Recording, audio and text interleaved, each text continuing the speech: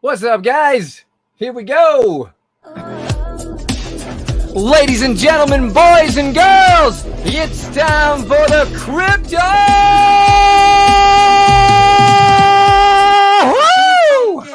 Black Sheep Show.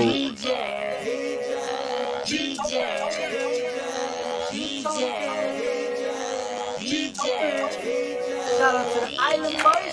Hey, it's the Island Boys. This goes out to Island Boy Shay, Crypto Black Sheep, and the DJ Protocol community.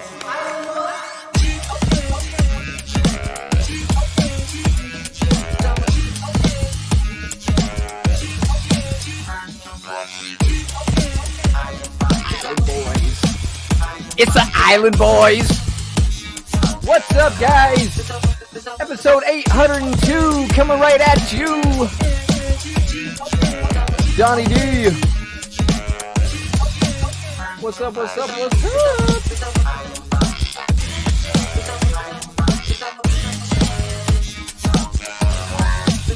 Shout out to the Island Boy Shay. Shout out to the Island Boy Island Boy Shay. It's a sheep token. It's the Island Boy Shay. It's the Island Boy Shay. Make sorry. The DJ Protocol. What's up, Donnie D?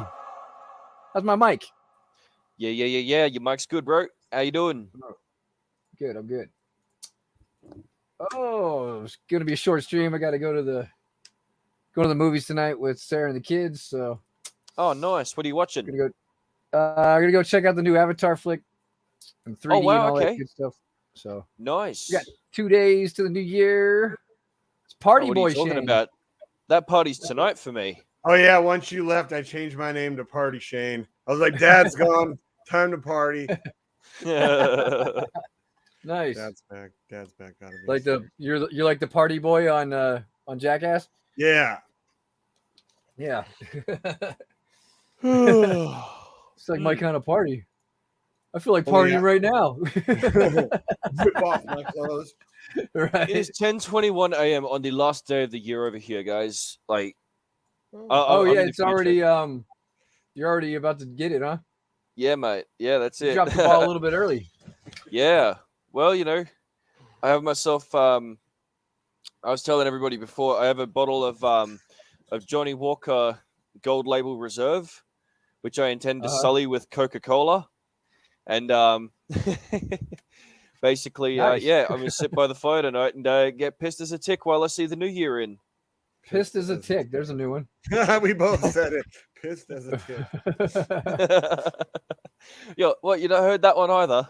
You know what? Australians have the funniest expressions, and you guys have so many of them. Like, we have like 10 cool ones in America. You guys have like every day. It's every time you talk, it's like a new one. Like, what? Pissed as a tick. Yeah. Yep. I'm gonna start Good like stuff. taking notes. Well, think about it, right? A tick, okay? It attaches to the animal and it drinks blood until essentially it falls off, right? Until it's had its fill. So if you're drinking, I'm going to fall off. I Pissed can as a honestly tick. say Yeah. I do not intentionally ever drink so much that I'll fall over. Never. One time I had the intention on my 31st birthday, I'm gonna drink till I puke, and everybody said, "Why? That's not Why? how you." Why? Yeah, they're like, "You're not even like that. You're not that like. You never, even when you drink a lot, you don't ever drink that much." And I was No. like, "Well, my 31st birthday, I was, and I did not leave that bar till I was puking, Oh, boy. and then I didn't stop puking."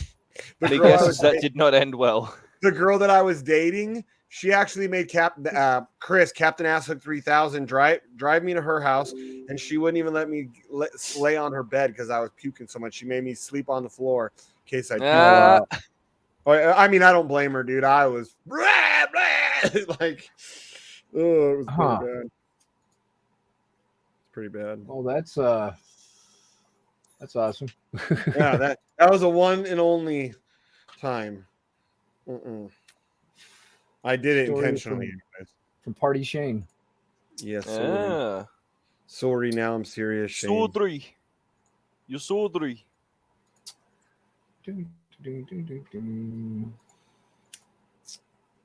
We 2020. All right. Yes. When is Trunk gonna get freaking pegged? Where the Uh-huh. hell is BT? He needs to come out here and answer me. I know Uh, what he'll say. That's up to the community. yep. That's exactly what he'll say. And in a certain way, yeah, he's right on that. But I don't like. I mean, yeah, realistically, he's built the protocol and a set of conditions which, realistically, if the community had the dry powder to do so, they could, like, theoretically make it get back to peg, sure. But that's the thing I think he fails to understand is that nobody has the dry powder or the will to go into a system like that, you know? Yep. Right now, everyone's pinching their pennies at this point because nobody knows how Exactly. much worse it might get. And you hear a lot of stuff, people saying that the economies still haven't collapsed as bad as they are, that we're supposed to still Oh, see a shit. Well, thank you downward. to whoever's been using my referral link on Rely Fund. This is a new one I went into. Looks pretty solid. The team seems pretty solid. Damn, $234. I was like, where'd this come from in my wallet? Nice. So it looks like it's cool because the referral rewards just get airdropped right to your wallet. So That's awesome. thank you to whoever's been going in. Appreciate you. I feel like this is going to be solid because this is kind of where the trend is going with these bots. And if you guys got if you got a team that's actually like these guys have a proven bot system, they've been back testing for like 2 years. So so far so good. We'll see what happens. Yeah, this bot trend has been coming back heavy. Yeah. So might as well go with the trend and not get left behind, right? See what happens. So that's where I'm at. Go ahead and see what happens. Looks like we're gonna have on the first. I'm gonna do the first airdrop for the ARC team, and it looks like it's building up nice. We got let's see, 47, almost 50 to drop so far. So hopefully it'll be about 50 when we drop it. So it's like, I mean, it's starting slow, guys. It's like, it's gonna have to build up, but it'll be about $250 going out to the team or so when I drop it. What if we even? I mean, do people want to What wait? is up, Matty Crypto? Man, what? Chicken? What now? I was wondering what maybe even let it go a little bit longer just to really make it worth we can do that. the while. Yeah. Because a couple bucks ain't worth it because you're going to end up spending, on the gas and all that shit. And as we've come to notice over time, that adds up out of your pocket. Absolutely. So, yeah, Piston doing his thing, moving right along. Noise. I'm enjoying the Piston. What's the price of Piston? Is that what that 2.6 is right there? It's like, or is that no, it's like $2. It's pegged at $2. Oh, it's pegged now. Okay. Yeah, drip started slow. Yep, exactly. So yeah, drip's just doing his drip thing. Let's see. Trying to creep up to that $1. We'll see what happens. It went up to what was it, like 97 cents or something yesterday? 96. Pancake swap's looking pretty good. It's looking healthy actually. So, yeah. Forex said he's got a plan, so let's go, Forex. Let's go. Let's see, got that. Has there been any official announcements on a drip V2? Because I know a lot of people are saying that next month, and people have been talking about that for a while, though. Yeah, he's got some changes coming to drip. Some shit. Is it going to be a totally new contract then? I have no clue. All I know is dude's already made people millions of dollars, so I got faith that he can do it again.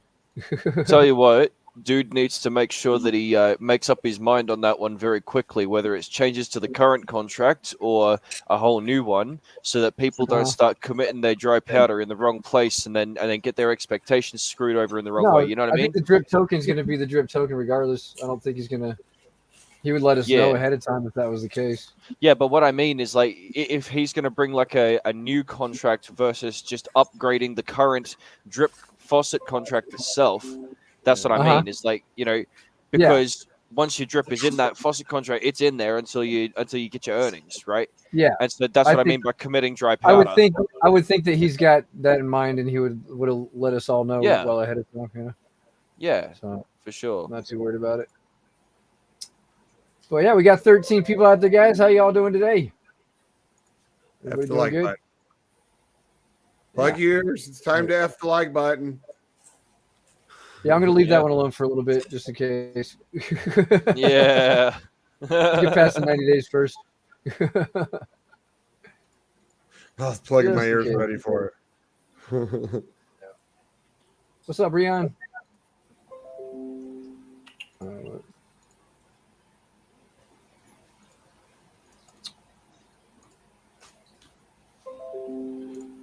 Yeah. How you doing, Mike? You're quiet. Mr. Just sitting Big. here just sitting here eating my burrito and my chips. Nice. We just got back from the casino. Living the How did dream. that Huh? Get go? another fucking Royal Flush without all the 5 in. Nice. You hit a royal. You hit a royal, but you only had 5 in. Is that what you said? Yeah, I put it out on Telegram a couple hours ago. So did you end up leaving with a positive in your pocket, or did you still lose at the end?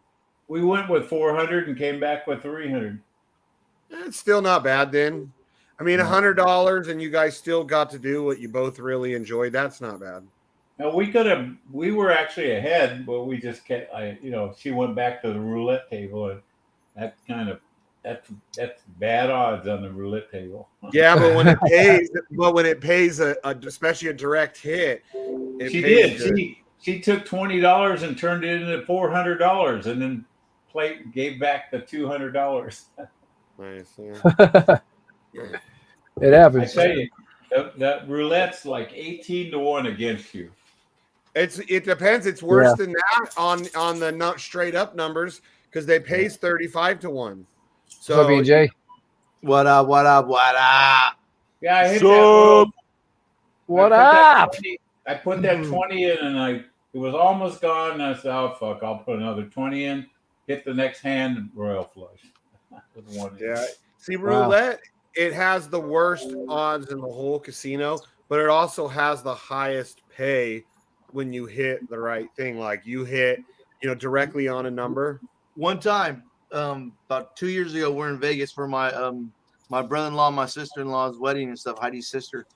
And my brother-in-law went to go cash some tickets in, right? I sit in the roulette table. I just won about $500 on the craps table. I had $500 in a $10 bill. I fucking threw right there on the fucking zero. The motherfucker hit, dude. I only got paid $160. I was so fucking pissed. I should do the fucking 100, but my greedy ass fucking said didn't fucking do it. Yeah, dude. I never take the 0 or 00 because they have really bad odds too. No, that's why I just fucking threw like the $10 bill. He's like second one in line and shit.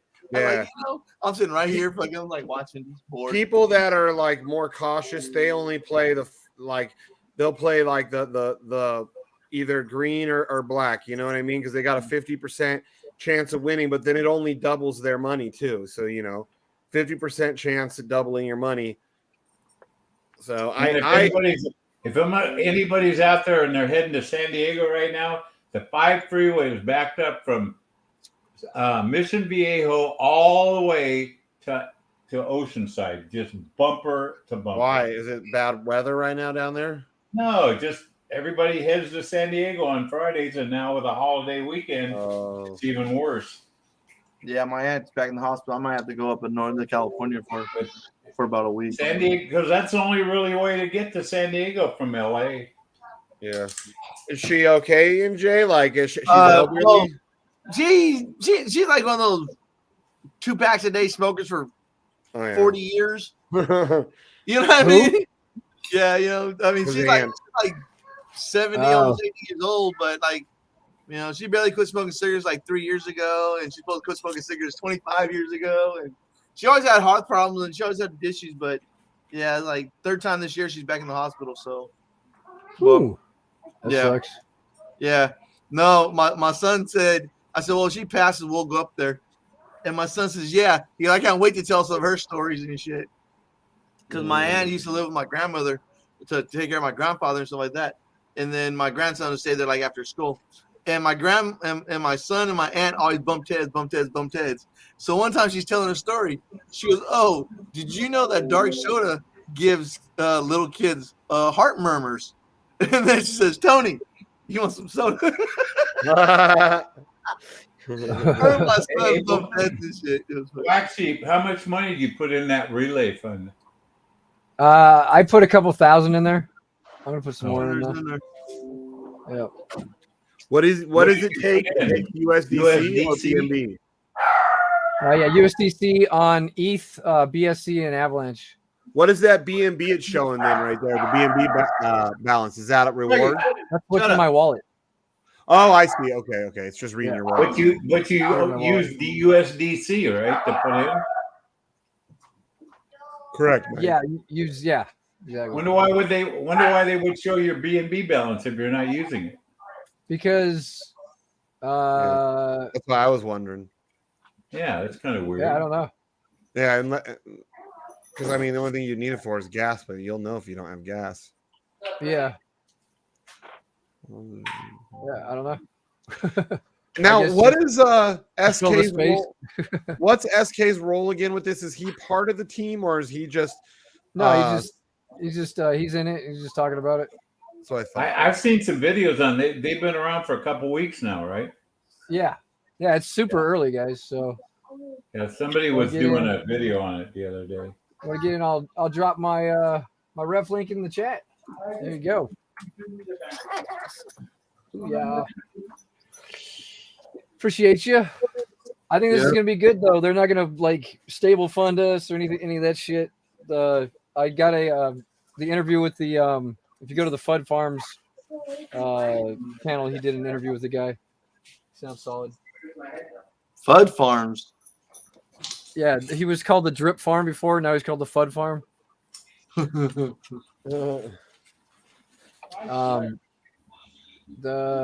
You never seen it before?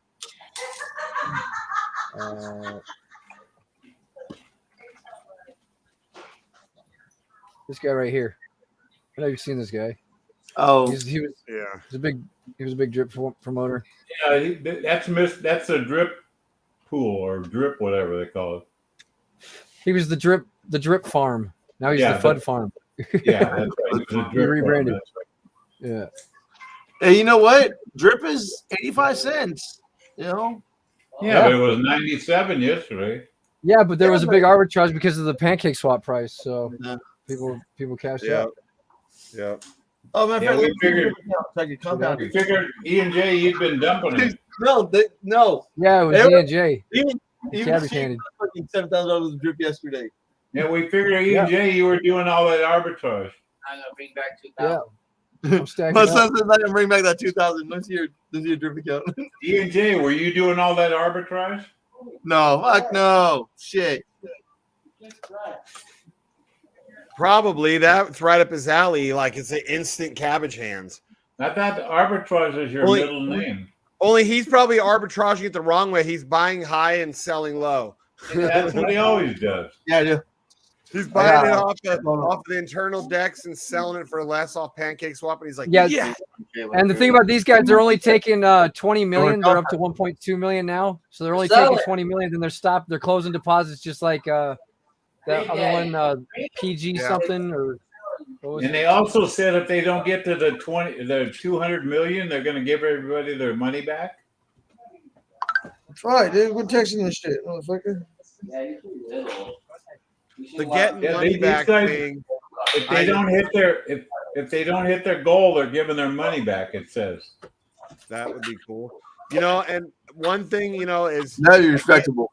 As pissed off as hey, do think about this. As pissed off as we all are about how Furio when it changed, they kept their word and they gave us back our money. Everyone who went into Furbat, we got all of our money back, 100%. There was no bullshit. It was go on their site, claim your fucking money. So Damn! you can read it on their homepage. It says My if they don't son's Hey, $2,200 drip account. I got him in. Is worth $110 right now. There we go. Damn. And he has 32 and he has 32 drip that I'm a hydrate right now. Damn. That's my son's account. I got this for him for his birthday when drip was like $120. Yeah. I know last Christmas I gave Jen some drip for Christmas. You've been compounding it? I'm compounding it for him. Like, dude, just compound this shit. What are you Hey, compounding airdropping is it? only $100. What are you doing? Airdropping it to your wallet? No. He's compounding his own shit. You compounded it and it's still only worth that much? Compounding from the top every day? From 125 down, yeah. From 125 Damn. down, this shit is fucking worth or from 200 and 2,500 down to worth $100, and now it's worth 135. Wow. Well, dude, my second account, when I started it with 30 drip and airdrop from my big account, which was worth just under $4,000. So I now have like almost 3,000 drip in there, and it's worth like less than $2,000. Let me check it again. It's crazy how much it went down in the last few months.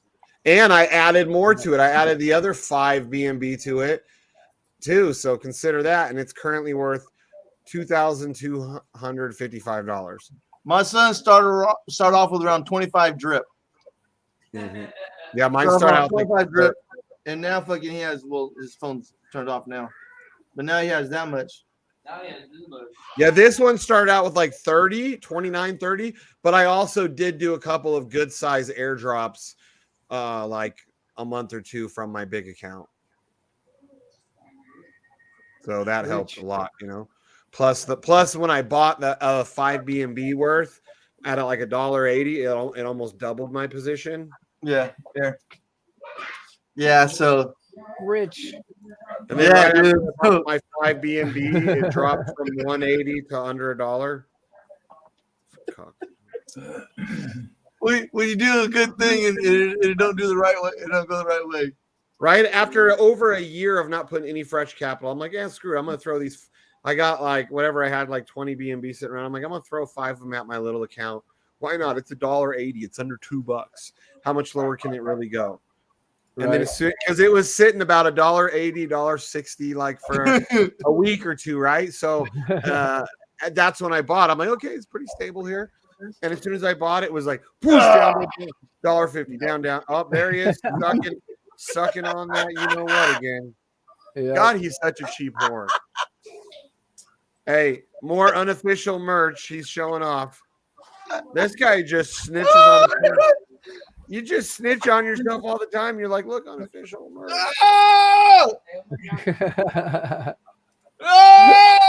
He even shows the people whose unofficial merch it is. Look at the unofficial merch I made. No. See, what happens is it's not unofficial. I just spell it wrong, and so it's official. Instead of drip, it's drap or something. Drap network. Drap. Drop. Yeah, drop. Hey, he just flips the little drip logo. He just flips it around the other way. Right. Hey. Wow. Got thing. You got. Yeah, got thing outside the box. Oh shit. Man, yeah, my anniversary is tomorrow. We will be married 18 years. That poor woman. And my grandson turns. I think my grandson turns. Hey, how old's the boy turn tomorrow? 8. And the boy turns 8 tomorrow. Son turns 28 in March. I feel so sorry for your poor wife. I know, huh? All those years stuck with you, unable to drive, so she can never get away. Yeah, I know. Shit, you know what I'm saying? Shit. I think my wife wanted me to get bigger and shit, so that we should have a bigger playground. I think you might get in trouble too for like trafficking or kidnapping or something. Like your poor wife. Man, We talking about shit like that, bro. Poor woman don't know how to drive. Don't talk shit like that, bro. Teach her how to drive. He's like, you shut your mouth. Hey, Black Sheep, What up? on the side of yours, how it showed the 20% reduction, is that because you had that in the stake and then pulled it out already? No, because it was cold outside. The side, No, because it was cold and snowing outside and shit. And Dick shriveled. Said 20% reduction. What do you mean right here? Hold on, let me go back to that page. Yeah, where it's showing. Yeah, right here? Yeah, is that because you've? Yeah, this is one that I pulled out of the linear pool and put it into the compound pool. So you basically already have a 20% reduction on those still? I don't know. No, I think it started over. Okay. This is the 43.3 that you see right here. Yeah. That just shows you what you've done, Shane. That's just that's showing that you took money out. Yeah, I didn't take anything out though. I just switched pools. Yeah, it shows that he paid a 20% tax. I didn't pay anything. No, that's how much tax reduction he would have had on that if he sold it. Yeah, I didn't pay any tax. I just transferred pools. Went from linear to the compound, auto compound. How'd you transfer pools? Just I don't know. JP walked me through it. Yeah, because you can take it out, but it's when you sell it that you get the tax. Okay, so you can transfer a linear over to the automatic? So I just withdrew it from the linear pool, and then I just switched it right over to the auto compound pool without selling it. When you sell it, you get corn hard. Is it hard to do that? JP walked me through it. I don't know. I'm sure it wasn't hard. It was a couple. It'd be easy. You have a couple clicks withdrawal button, right? You don't just hit the withdrawal button when that's all you would do. Yeah, I think just hit the withdrawal. On the one you want, and then redeposit in the pool. Where are those pools? Oh yeah, they're up here. Yeah. Why don't you just go to the DeFi one? That thing there shows you everything. Oh, you pulled all the way out. Never mind, it'll show you on the phone. Unless you paid up or something. You have nothing left in the linear? He took everything out of the linear pool and put it in the auto compound. Yeah. Yeah. See, I was going the other way. I started going heavy in the linear. You make more money by being in the auto compounding. I guess I got pigs here I can claim. Yeah, they say that, but either way, the page, like when I look at how much I'm making a day on the auto compounding versus the linear, it seems like I'm making more off the linear with the BNB. Yes. Because I'm not making nearly as much pigs or getting added into that pool as I am in BNB rewards each day. And I have about the same. I have like just over 100 in linear and like 107 in the auto compound. Let's see. Yeah, 107.73 in the auto compound and 101.51 in the linear. So pretty evenly matched. You think like theoretically you should be making more in the auto compound because what the whole gameplay is, instead of getting paid out that BNB, they're swapping it over into the LP, and then that's making you more money. So I don't know. But theoretically, it should be making you more money. Should be making you a bit more. You seem to have noticed that too, Ian J. You feel like you make more off of the BNB. Yeah. Yep. Yeah, but like that's why I try to keep it pretty even between the two. You know, just that way, if one outperforms the other, I'm good. You know, let them both roll and do their thing. Hey, did y'all burn today? Did we burn? Oh, yeah. Burn. The drip burn. Did you burn today? Oh, burn. Like, I don't even know how the hell you guys are doing that.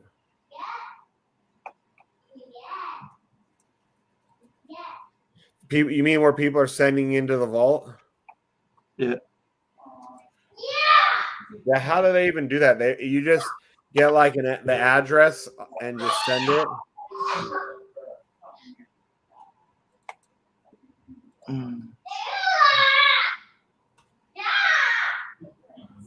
You can do it through the DripFi app. Okay.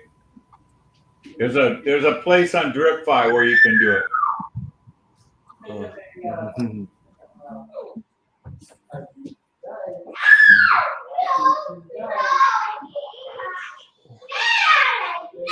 Where? Ooh, those kids are loud. Where's it at on the DripFi? You just gotta search for it. I forget exactly where it's at. Hey, come on! I'm on the live stream, you pieces of shit. Go make the dog bark. Don't call them that. Jeez. No, they get my dog howling and shit. Damn.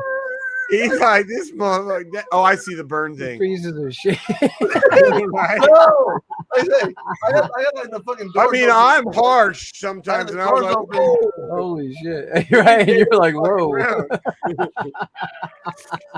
They don't fuck That is around. funny. That is funny. So they got my dog howling now. Oh yeah, my daughter would do that with our dogs. Actually, sometimes I do that with our Oh, dogs. let me shut this window real quick. Shut up! Knock you out. So you're all worthless little pieces of shit. All you little Right. kids. Don't you forget that. 20 Holy years when shit. he's visiting them in jail. Well, Grandpa, you remember you used to always tell us we're pieces of shit. Right. Well, you're an idiot. Hey, leave me alone. They say, happy old man, happy house. I'm happy.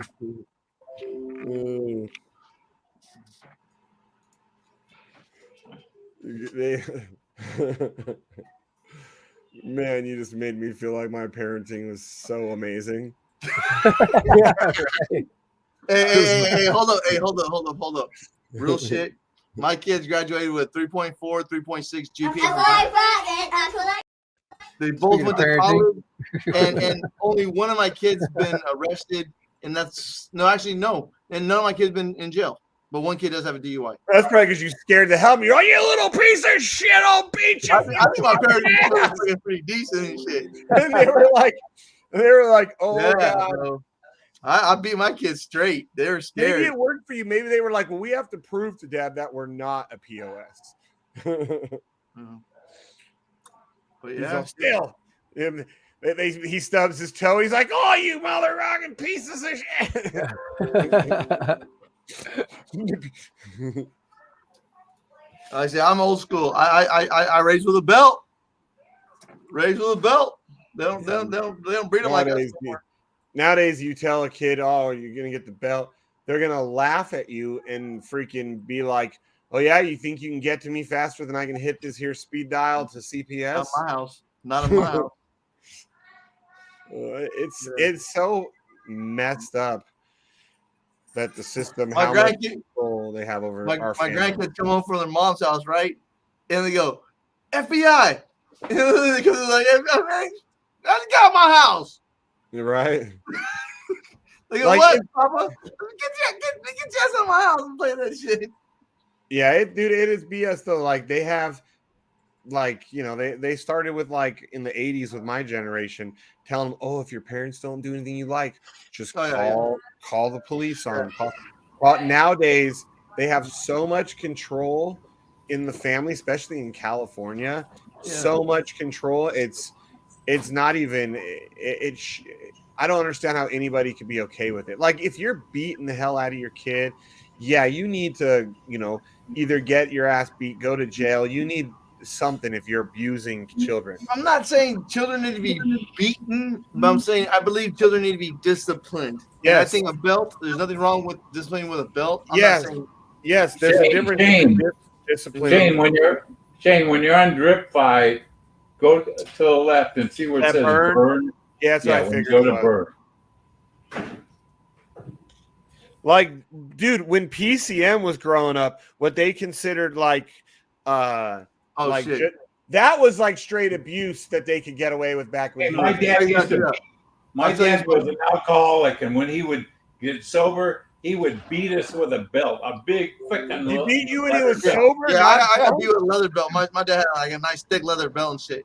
I would stick a magazine I would stick a magazine down my pants. He didn't know it, so I would go, ow, ow. My son said, like, my aunt, the one who's in the hospital right now, he goes, yeah, because my aunt can't swear, I learned what a Ow. switch was. I was laying on the You know, ground. switch up the tree. Oh, yeah. Oh, switch. Ow, ow, you're killing me. My aunt would use a switch. She could fucking race those RC race car tracks, those Hot Wheels Well, tracks. Damn. my- She fucking, she'd rip off And then fucking my extension mom- cord off the dude, My wall. mom would start beating me with whatever she could find. That's what my aunt No, was and shit. My dad was very like calculated about it, right? He by trade, my father was an amazing carpenter, so he built this paddle, right? I mean, it was like shit. aerodynamic and stuff. He made this wooden paddle, finished it. It was fancy, right?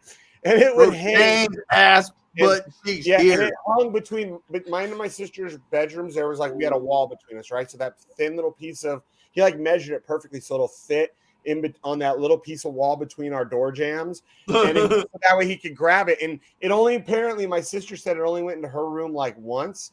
Dude, my dad eventually broke that thing on my ass, and he's like, "Don't worry, we'll have it fixed right up before the next time." Don't worry, I'll have another one made up by that morning. No, he put a metal shim. He sanded it all back down, put a metal shim in it, glued it all back together, restained it, and finished it. And he's like, "Look, good as new and ready just in time." Like, Shane, is that paddle the reason why you pledged all those fraternities and you didn't want to get in? You just wanted the spankings? Yes, No, I man, don't please have another. no, I don't like that. That's what, dude. Dude, I would have punched anybody if I was like trying to get into fraternity and they pulled out a paddle to hit me. I'd be like, "Pow! No, Dad, no!" What you gonna do with your life? Well, dude, sometimes my dad, though, like if he didn't want to spank me and my mom would be like, "You need to go in there and deal with him when he would get home from work." My dad sometimes did hit his hand, and he told me, "You better scream and make it sound like I'm really hitting you so your mom thinks I am. Otherwise, I'm going to have to really do it." So there was a few, like he'd wait, but he'd get me already worked up crying beforehand. And he's like, "Okay, check it out. I'm not going to spank you this one time." I say sometimes I'll have to spank my son for something that I was kind of like borderline, like, it's not really that bad. You know what I mean? Sometimes you do things like, you know what, I've done that too.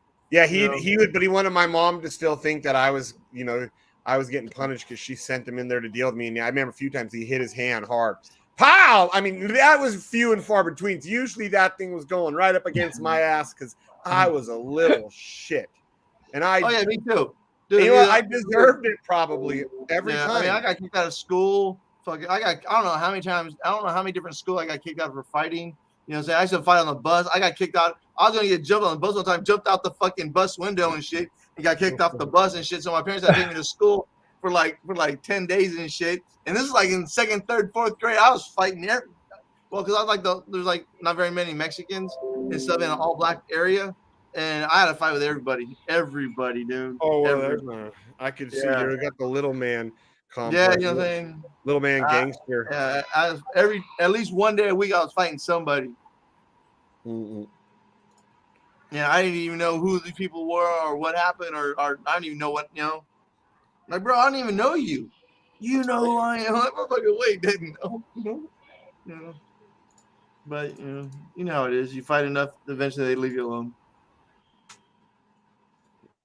Well, if you're big enough, you don't have to usually. Yeah, if you're big enough, you tell them who to go pick on, who to go fight.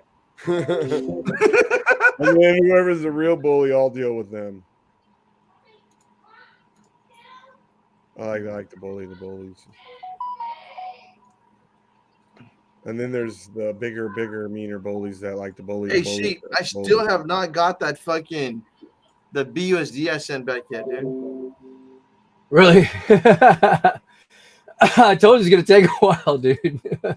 What did you do? Oh, dude, that was my car payment money, dude. And like I hit him up, like, hey, bro, it's been 10 days and shit. I need that money. It's like today's like day 12 or 13. Yeah, I told you it's gonna take a couple weeks, dude. They're slow. I did a bank draft and it was like 7 days. It took the full amount of the 7 business days because there was Christmas Day or whatever that passed, and then Monday was the observed holiday. So they included that one too. So it was 7 business days, and they had already taken it out of my bank, like, you know, right away. Like the next day, it already come out of my bank. I was like, you shit bags. Shit bags. Yeah. Dude, I said the shit to Australia. Fucking the dude said it's been fucking almost fucking 5 weeks and he still hasn't got it yet. There's only like fucking 12 shirts. Yeah.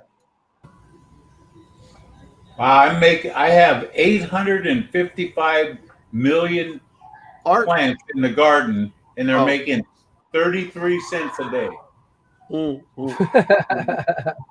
Correct. See what I mean? But like Rhino said, he put a little bit of money in and he's pulling out a good amount because now 855,994 plants are worth $10.01. Yeah. Yeah. Crazy. Correct. Yeah. Rhino, you watching? Are you? Has it? If you are, is it still paying as good with your new capital you put in, or? The drip BUSD now is only $3.22. Remember, it used to be like $17. What are you talking about? Everything is wrecked. Yep. I know, man. I paired everything at the top. What a dumbass. I'm gonna get off here. I gotta feed my dog and get ready to go to the movies. So, what are you gonna go see? Oh, we're gonna stay on our shit. Yeah, we'll stay on for a little bit if you guys want. Yeah. Yeah, me and Sarah are gonna go. Well, I hear that's a pretty good movie. Avatar flick. Yeah, yeah. I gotta watch my Fox show, so I'll see you guys later. Catch you guys. All right. What's going to get? What's going to get? Serious Shane's out of here. Bam. So what you got planned for New Year's, Shane? Or New Year's Eve? Nothing. I might drink some wine. I don't know. I might actually. My son is buying me and my wife dinner. She wants to go to Sizzler and get the steak and lobster tail, but she said she'll trade me my steak, or she said she'll trade me her steak for my lobster tail. So I get 2 steaks and a potato and a salad, and she gets 2 lobster tails, a salad and potato. So 2 steaks, man. You 2 steaks. That's what I'm saying. I was like, dude, he's trying to kill you. But I was thinking, I was gonna eat like the steak and like half the lobster tail or a quarter lobster tail. I'm not a really big fish fan, you know. Party Shane. I already did it. I changed it as soon as he got off. Party Shane. Oh man. So, I do. Yeah. I haven't. I think we do have a Sizzler somewhere in here in Reno. I think we do. But in Vegas, they shut those things down a long time. No, I think it's like one of the last buffets they actually have in town. They do like a little $15 buffet, you know, saying nachos, wings, salad, soup, and you know, that kind of stuff. Like, you know, it's cool, you know. I mean, we've been going like, you know, once every other week and shit, just to, you know, go watch the soccer games. But the Sizzler. What you doing for New Year's, fuckers? I am no plans. Trying not to kill myself. Woe is me. Sounds like Eeyore. Come on. No, woe is me. Trying to kill myself. Woe is me. No plans for New Year. I never like in most holidays I don't like, oh, it's a holiday, I gotta do something crazy special. Maybe when my kids were younger, with, you know, Christmas was and Thanksgiving were kind of special, but I'm not like a big partier, so New Year's ain't. Oh, we're definitely, it's my anniversary, so we're definitely something to celebrate. That me and my wife are still together. Still, poor woman. Yeah. Is she around? Heidi. No, we're gonna teach you. You let her get her. Woman. Yeah, I'm just gonna ask her if she's okay. Is she safe? Woman. She's safe. Really, Shane? You gonna play E&J like that? 18. You in the ankles. Come on, that chick is pretty awesome. Woman. 18 years being stuck with man. I think she's outside walking the dog. Yeah, woman's been stuck with man for 18 years, unable to drive. Oh, someone needs to check on her. Oh yeah. She gets a check every week now. Every You know, week he she- doesn't let her drive, right? Yeah, they can't run away if they can't drive. That's funny. You That's know, funny. he probably only lets her have a flip phone so she can't like get Uber or in case she ever learns about Uber or Lyft or something. Bro, dude, He's all shut up. She has no clue about smartphones. Oh no, dude! Like we see the arguments, right? And shit pissed me off and shit. And I, you know, what I'm saying, I don't want to drink and party and shit like that. And then fucking shit have to be at work at like 4:00 in the morning. You know what I'm saying? And I'm like, oh fuck, you know, like I'd be in bed like an hour, 45 minutes. She goes, baby, I gotta go to work. I was like, you know, they'd be fucked up, like man, woman. Oh, she's talking to someone. She's like, man, shut the F up. Oh, she's outside talking to someone. She's probably like, it's been 18 years. I'm still stuck with him. Yeah, I haven't been able to get rid of him yet. Help. She's been trying to shake him strong, you know, fucking stiff arm him for years. Y'all horrible. My wife loves me. Yeah, I had a horrible day at the post office. I had to have my. Oh, did you? Yeah. Is that why you wouldn't give you her phone number? What were you doing? Passport shit? Yeah, man. I had to get my card renewed because I told you I had a crack in it. Yeah. And it only had 3 stars anyway. So it was time to test out some of that shit you were telling me. So, and anyway, so this broad tried to tell me that I had to do a renewal form. I'm like, they're not even up for renewal. It's because it's broke. If I have no problem paying the money, it's none of your business. This is my contract with the government. And she was like, oh, well, I'm not doing all the extra work for a DSL. She was ratchet as hell, right? I'm not doing all the extra work for a DSLF. I was like, what? I was like, okay, you're not, huh? So give me your supervisor. Maybe we should get the Postal Investigative Service involved. We should go ahead and escalate it that way. She was like, hold on. Is a lot of people don't realize the postmaster is basically like a really high level law enforcement. Yeah, like a marshal or something. She went over and got the manager or whatever, right? Which I think he was the postmaster for that area, or for that particular station or whatever location. But yeah. And I talked to him. I told him, I'm like, dude, man, I don't know what her problem is, but she said that she didn't want to do the extra work for a DS11. I already know what I have to do. You know what I'm saying? I already looked into this, checked into this. I know what I'm doing. Okay. She says she doesn't want to do it. She don't want to do the extra work for a DS11. I'm paying for it. Period. You know what I'm saying? So I need my service. Thank you. You know what I'm saying? He was like, yeah, just go back to the window. She'll take care of you. And then when I went over there, she refused to take care of me, and she pawned me off on this older lady. But she did it. She asked me about my in care of and my rural free delivery and all that stuff. But that was pretty much it. You know what I'm saying? And she seemed like she was scared. Shane wants you to make sure you're okay. He wants Heidi to throw any hand signals up. Yeah. We're worried about you. Tomorrow's 18 years that you've been stuck with. Oh, he don't even know. Damn, you don't even know. He doesn't know. I was just there. So we know 17 years you haven't been able to escape. Are you okay? Are you safe right now? Oh yeah, I'm safe. First off, Shane, you're the only one worried about her. She can handle herself. She cut Jay's balls off and handed it to him. Hey, we're gonna take a fund. We're gonna start a GoFundMe to teach you how to drive behind his back. So if you ever want to run, that's hilarious. That's hilarious. Oh my god! She's like, wait, did she wink? She winked. That means she'll give you a car and you learn how to drive yourself. Hey, she just winked. You know what that meant, guys? Yeah, I mean, you should give her a car. That's the only thing you guys joke about him. You know what, Shane? If you're really concerned about her safety, Shane, why don't you let her have your Corvette just in case she wants to drive away? Get away quick. How to drive first. Right? Give her your Corvette, buddy. She'd be driving E and J around in the Corvette. E and J be like, "Thanks, now I get to be passenger, bitch." No, like, thanks, Shane. Every time I get in the car, I feel like I'm gonna die. I can't even imagine, you know what I'm saying? Like, dude. Her and my mom both said that I was so drunk one time, Heidi actually drove us home.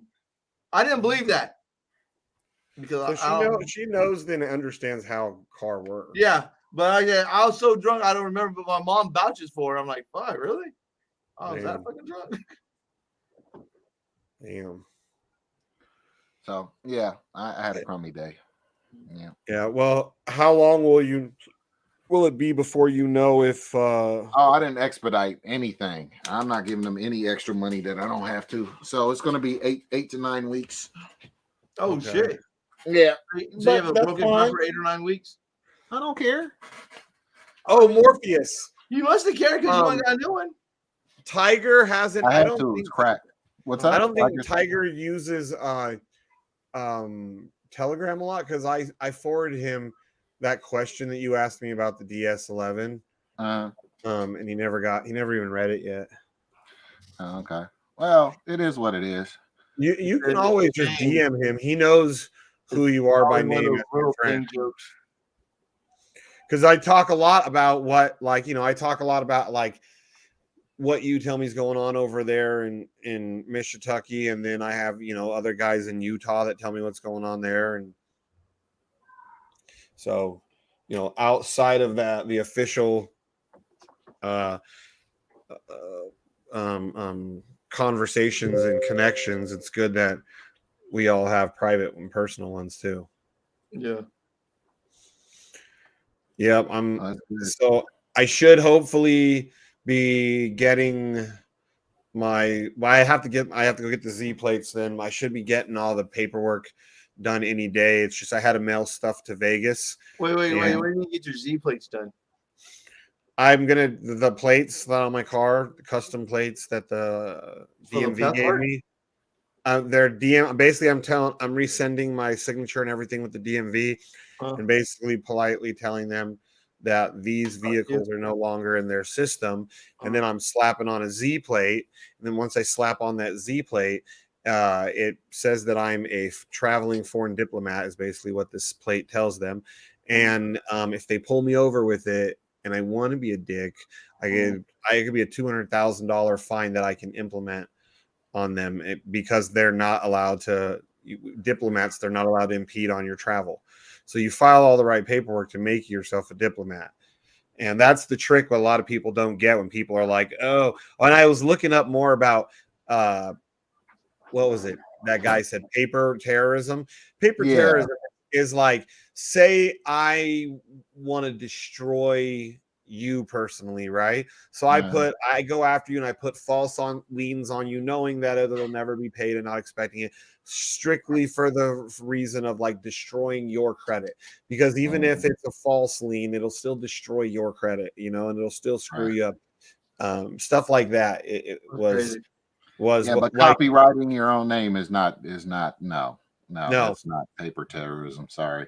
No, and the way that it makes it towards specific to me and not anybody. If there's anybody else that has my exact name with my exact spelling, is the ILB. I have a number that's attached to me that has to do with when and where I was born and your blood type, your date of birth, all that good stuff. Yeah. That it covers. So that protects all the Bob Smiths from the other Bob Smiths.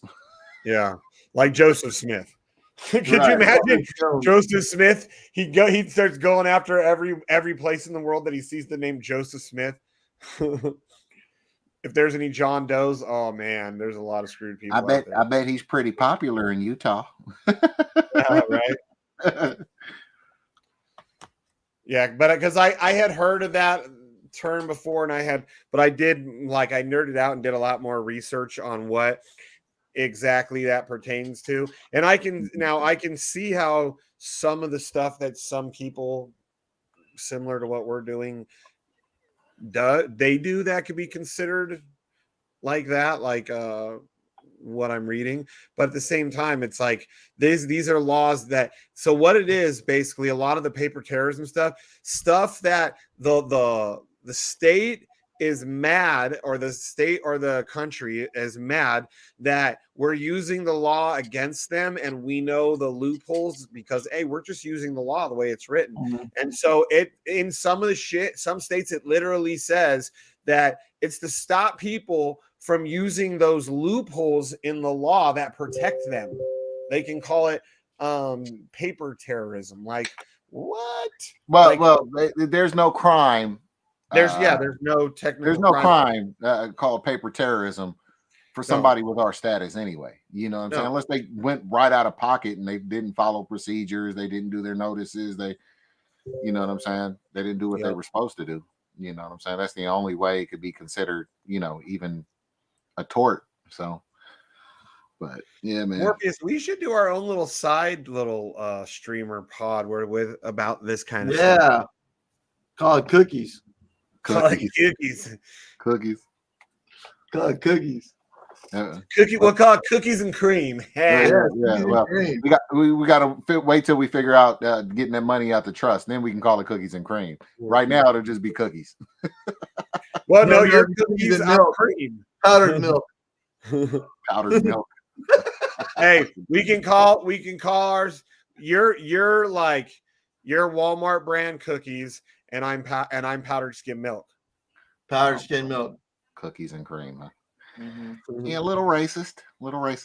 That reminds me. Edgy. I was over in a good neighborhood, right? And this cop.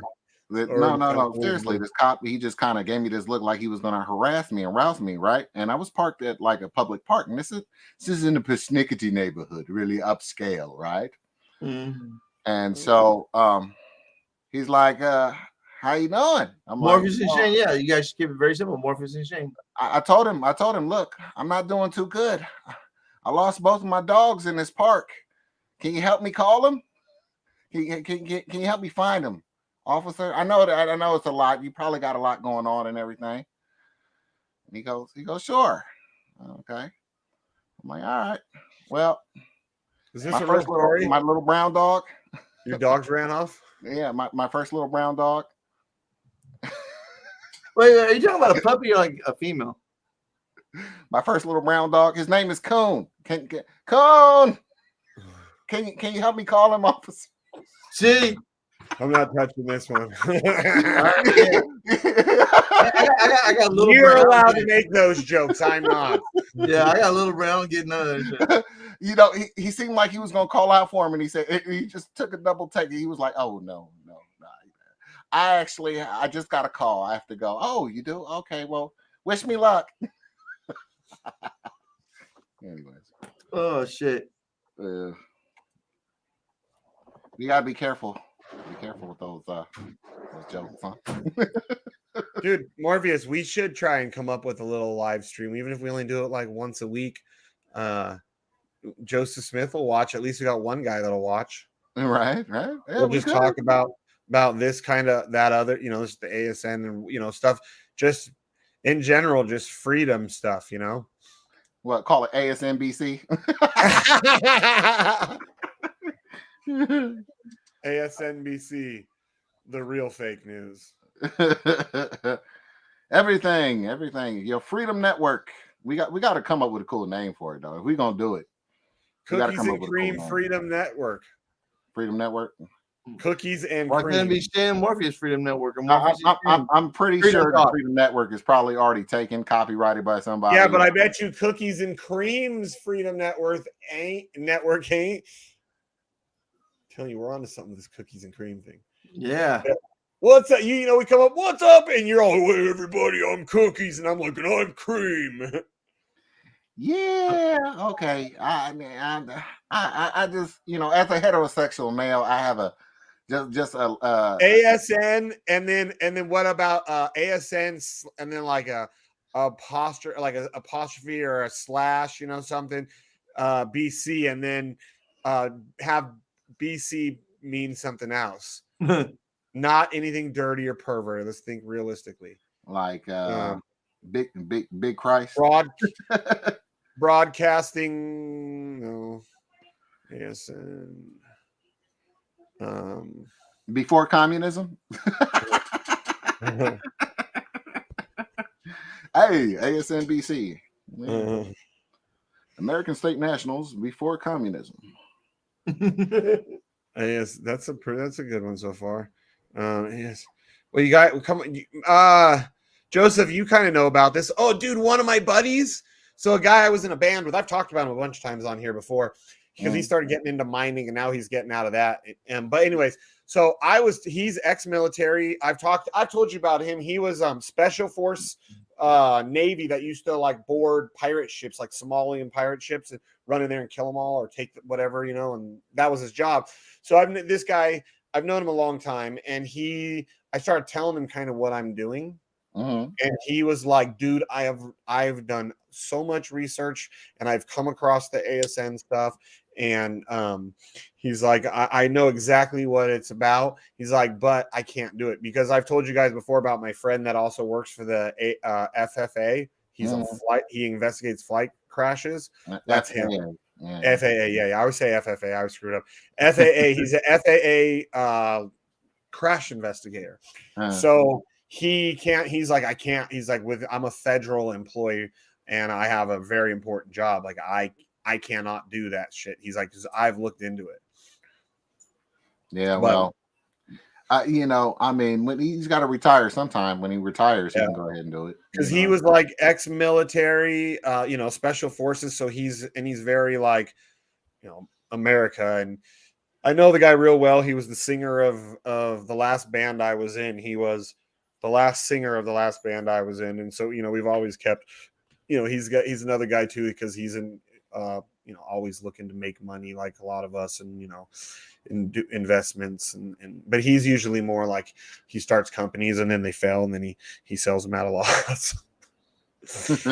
or he'll buy. He's also the one I showed you. I think I showed you the property. The one my buddy bought in Michigan. He was like, yeah, I saw that. Yeah, beautiful house. That guy. So it's this guy. He was like, dude, I would love to do that, but I can't. But he's like, he wants me to keep him informed along the way with my journey and stuff on how it's going. But kind of sucks that, just because of his job, he can't. And then I was talking to somebody. I've heard that there's ways to start an LLC with what we do and keep it private. And I was talking to another guy today down in Vegas, and he said that, not that he knows of, that as soon as, that you have to play in the system for an LLC. Yeah, you do. That's one of the main reasons. Like I couldn't do the whole thing with Trey and all that stuff. Yeah, because it's commerce and shit, which that makes sense, though, Well, a lot of the time too, those loans, you have to be a U.S. citizen. You know what I'm saying? Yeah. If they got a question that says, "Are you a U.S. citizen?" You select no. You're not getting a loan. So why bother? Why bother jerking yourself off? You know what I'm saying? So. That's true. But yeah, we could definitely do a show. If anything, I should work with my bank. I've been with them for over 15, probably close to 20 years. I've got a lot of accounts. I've had between credit cards and bank accounts and business accounts. I have a lot of accounts with them. I should pull a lot of weight if I tried with them. Well, the Federation is working on their bank stuff. So, like you said, that whole that debit card thing you were talking about, I'm sure that'll be live. But I know why they're doing that. They don't want, because like we could claim our shit right now, but we don't want to seem complicit in the crimes. You know what I'm saying? So I get it. Yeah. It makes sense. But some guys don't give a shit. They're like, give me my 30 mil, I'm out. Peace. Oh, dude, did you hear what some of these activists in Cali that are going after reparations? Like they're saying that, I don't remember the exact number, but there's a debate right now between it's like a 250 something thousand to like 350 something thousand plus up to 20 acres of land for every qualifying Black person in California. Do they realize that would there's not even that much land left? Well, no. Here's the real question though. Okay, even if they went after that as U.S. citizens, they would still be forced to pay property tax on it. You see what I'm saying? So if they don't get their status back, their birthright political status back, it ain't gonna matter anyway. Because whether they got 20 acres of land or not, they gonna lose it in a year when they don't pay the taxes on the shit anyway. Right? Right. Poof, gone. Yeah, you're right too. If a lot of people got land like that, they would spend all the money real quick, thinking, "Well, I got land too. I'm good." Maybe build a house on it with the money they got, build a house, and then the next year they're like, "Oh wait, how much are the taxes? Oh, that's a lot." Well, back to the ghetto I go. Yeah, it's like I understand. Like I'm one of the only like right-leaning, conservative-leaning people I know that I do believe in reparations with stipulations. Here's my thing. And if you you know, if reparations are for slaves, how many people are slaves right now and don't know they're slaves? Yeah, how many think they're free? That's true, but it was way crueler. It was way crueler. Yeah, man, I saw Roots, man. I know. Kunta Kinte. Yeah, man. Toby! Your name is Toby, boy. No, man, I'm Lil Wayne, yo. I'm a little way miles on out of here and shit. Y'all talking about Toby now. Peace. All right, dog. But no, I'm just saying, in general, yeah, the whole reparations thing, nobody's been one of those Kunta Kinte hardcore, you gonna get whooped till you pick all the cotton slaves. That shit. You know what I'm saying? That's no. No, but like say I don't know if your black ancestors do trace back to slavery, but say they do, right? Mm-hmm. And what if instead of being slaves for potentially generations, they were getting paid a fair wage?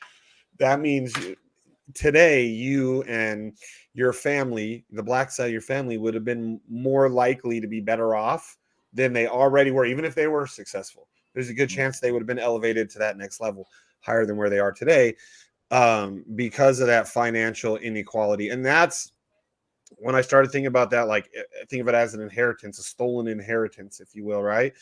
The only problem is where does that stolen inheritance, who pays it, where does it come from type shit, you know what I mean? Because what are you gonna like go back to the slave owners and hunt down their families and be like, okay, you guys are the ones that owe it to them?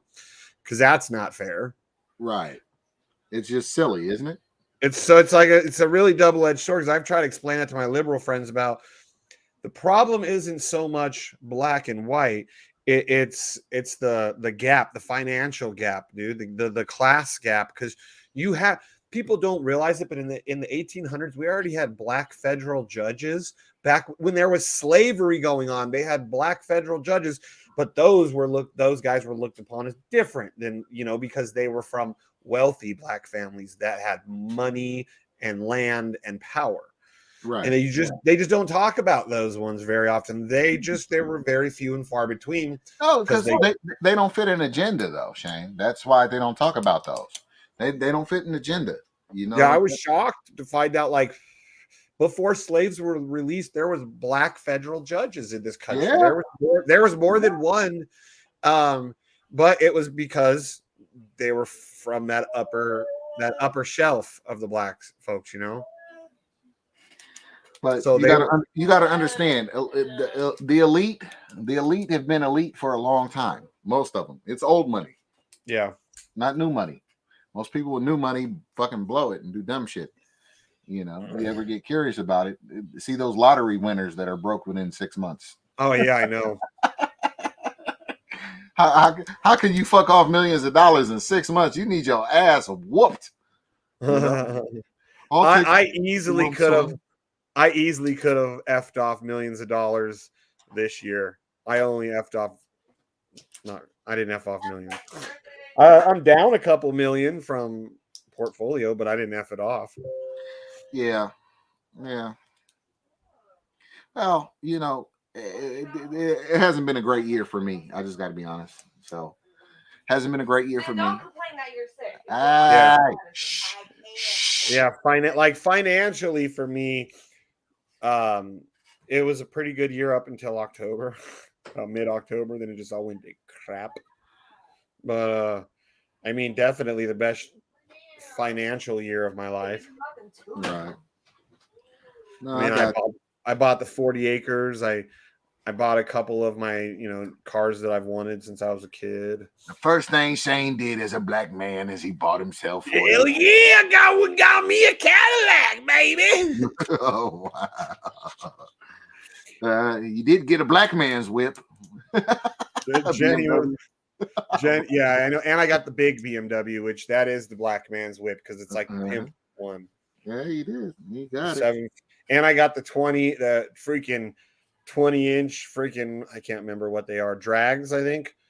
Drag, they're like, it's like $10,000 just in rims on that car. I didn't pay for them. They already had it when it was on. I wouldn't have bought them. They're dope. That's what really sold that car. I was like, damn, them 20s. Look at that. Really? You 20s. Okay, they 10s, but I keep them clean. Yeah, I keep them clean. Yeah, okay. Oh man, no, they're 20s. They're real 20s, so I don't gotta keep them as clean. You know what I mean? Right. No, I got you.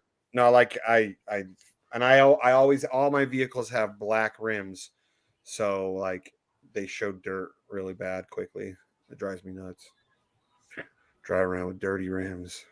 Well, do you love your car? Yeah, but I love the Vet is my favorite out of all of them. Yeah, I know. That's your shiny dick with 2 chairs in it. No, I got you. Well, like yesterday I had to go run some errands, and so I took one of the twins with me, and I let her pick any of the vehicles, and I had a feeling she was going to pick probably the one I wanted to take the least. What do you want to take? She's like, what? She's like, I get to pick what I said, anything but the motorcycles because the weather sucks. Anything else. She's like, so if I say the truck, we're taking the truck. I was like, yup. She's all jumping up and down. She's like, we're taking the truck. I was like, oh. But I mean, my truck is nice, very nice, but it's just, I've had it for 9 years and it's a truck. Yeah, I wish I could have kept mine for 9 years. I was a fucking idiot, man. I can't believe as soon as I flushed the cooling system, I got a fucking blown head gasket. Yeah, I was just sitting there baffled. Like, I maintain my car, I do all this, blah, blah, blah, blah, blah. What the hell is going on? I got new coils, new plugs, new this, new that, new this thing. Yeah. Meanwhile, all I've ever done to my Tundra in like 9 years is oil changes. And I did the rear differential, like I think it was like 10,000 miles past where they recommended it. But I've done that just as preventative. Right. And I've done oil changes. I've never needed.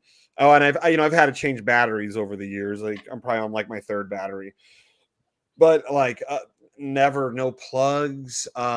Change maybe the air filter when it needs to be changed, but just regular maintenance, dude. And I only have like I think 85,000 miles on that truck, so it's real low mileage too for what it is. Yeah, well, I'm just over 100,000 on mine, so right. But see, mine's an American piece of shit designed to fail. But well, technically, the Tundra is American as F because it's only made in Texas. They don't make them in Japan. Oh, they made them specifically for the American market? Yeah, because they're so big. No other country will allow such a big truck because they don't have if it's either their emissions laws or the size of their roads are too small. Like Europe, you rarely see big American trucks. I don't know if you ever. I'm sure you do, but I know it's few and far between. And I don't think every country, like if you're trying to drive, like say like my Tundra, it's a Japanese company, but it's American made. You try to drive that in like London or like some little small villages, streets. Yeah, in the UK, you would be crossing over the line. It'd be ridiculous. Yeah, they got those tiny little Fiats and Yugos and fucking those cars and Tundra would just go just crunch right all over. One side, I'd be like, "What the hell's going on here?" This bloody wanker came through with his fucking monster truck. Look, it says Tundra on it. Yeah, right. Europeans do like look at trucks like because mine and Sheep's size wise, they're the same size truck. Sheep's is a little bit higher, and he had a German guy buy my '64 Yeah, 64. The older American trucks aren't as big as like the stuff that they have nowadays. Because I've seen like that. There's this channel I watch. It's like what is it? It's in the Netherlands. I think it's in Holland, but it's like about their car scene, and they're of course mostly Audis and BMWs and European cars, but you'll see every now and then a Mustang or a like old school American truck. Okay. It's kind of cool though. Like, but the Mustangs, like that's the American car that you would see the most when like they'd be going there. There's a Mustang. I'm like, they're all gay over there. Not that there's anything wrong with that. A buddy of mine has an old V8 engine with a manual transmission, and I'm thinking of trying to slap that into my shit. The old V8 has like it's got a rotor on it or whatever. So I don't think there'll be any real engine timing or any issues like that. Of course, it's carbureted, so whatever. Not a big deal there either. You know what I mean? I just gotta make sure my fuel pump isn't too high pressure for it or whatever, that it delivers just the right amount of gas to it. But other than that, I was actually considering putting an old ass V8 and manual transmission in my Durango. Just cut out the floorboard, cut out the floorboard right there to, you know what I'm saying, put the shifter through there, run me a linkage for the damn clutch. You know what I'm saying? Put in the clutch pedal, go snatch me something out of the junkyard. What do you think? Might work. I don't know. I'm spitballing, honestly. I really hate to get rid of it, but I don't know. I might. So I might just have to do it. Just say fuck it and get me another car. I got had. Oh well. Want.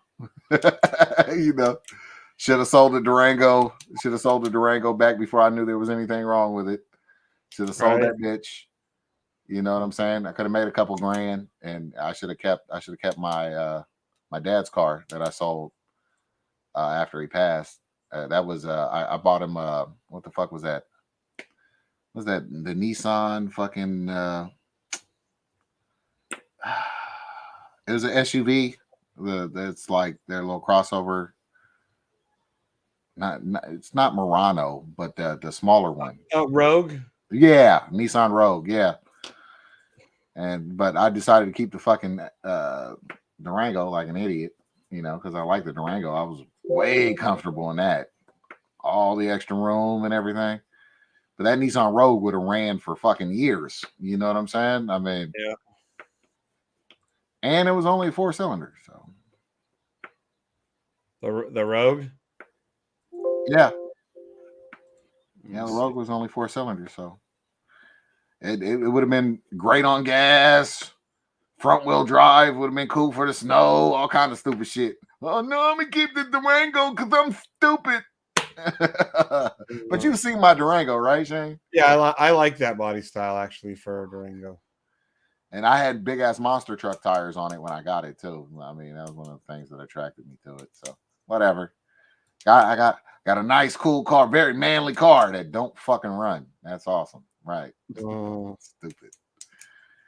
Yeah, I'm trying to see if I can get a picture of my truck to throw on my background, but this picture is like I need to re-fucking format it. Just because like people in Europe, they're not used to seeing, and my shit to them would be huge. And like we know in America, like real big trucks are like the F-350s or the Chevy dualies. Like those are big. Mm-hmm. Those are effing big. Okay. Save. Let me save this because this gives good perspective too, because it has my old sport bike actually in the back of it. Did you DM it to me? No, I'm trying to put it up my background. I'm just trying to fix the format of it a little bit. Oh, okay.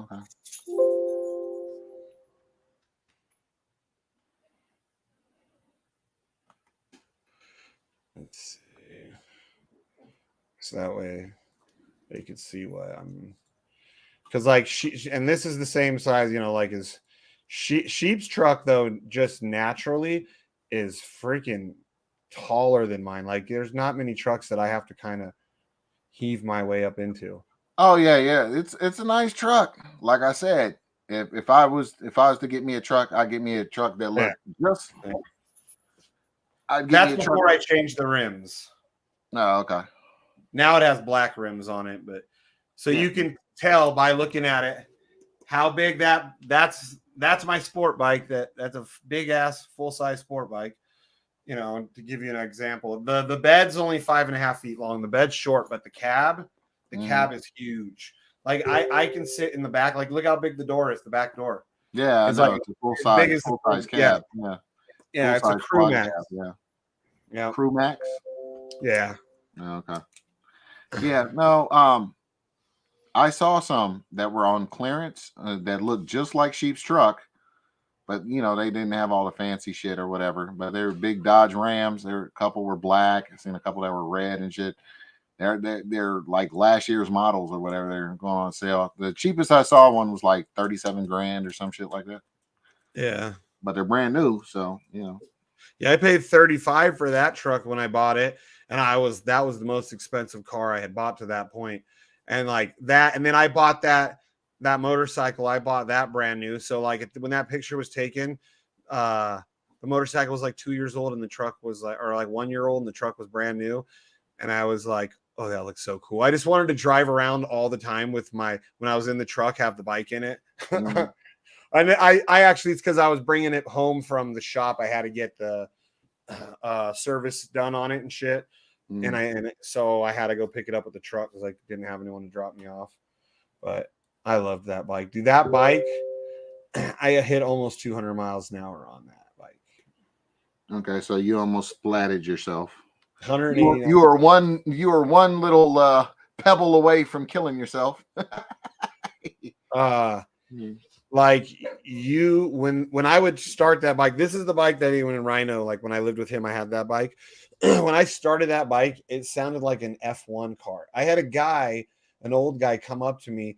He was like, I kept hearing this, and I've been trying to figure out where it was coming from, because he said he used to race Formula One cars. He's like an old dude. I believe him. He has no reason to lie.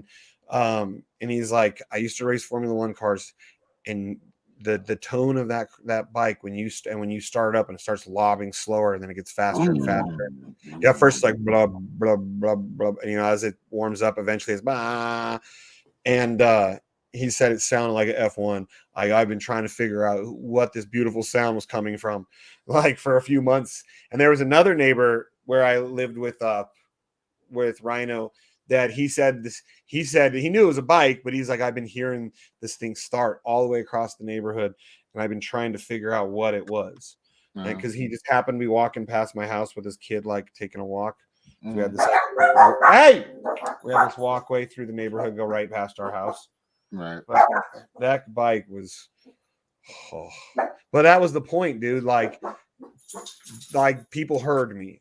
There was no like, I didn't hear that guy. I didn't know he was there. Like, you might not see me, but you hear me. Right. Well, it's good for them to hear you. If they hear you, they're looking for you. You know what I'm saying? So it's good to have a loud bike. And, last thing you want to be on is an electric bike. Somebody's going to splat your ass. That's the one thing that like I want to try it. Like, I think it'd be cool to have an electric bike just to like shoot around town and just like play around.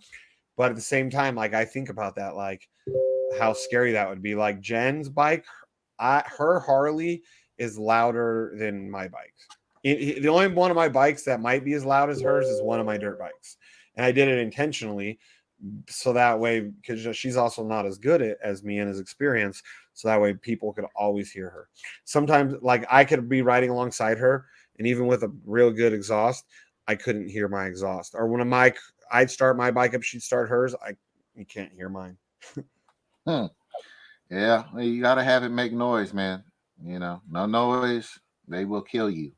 Yeah, they'll run into you. I didn't see you. Yeah, but you heard me, you son of a bitch. Yeah, I don't know. quiet bikes.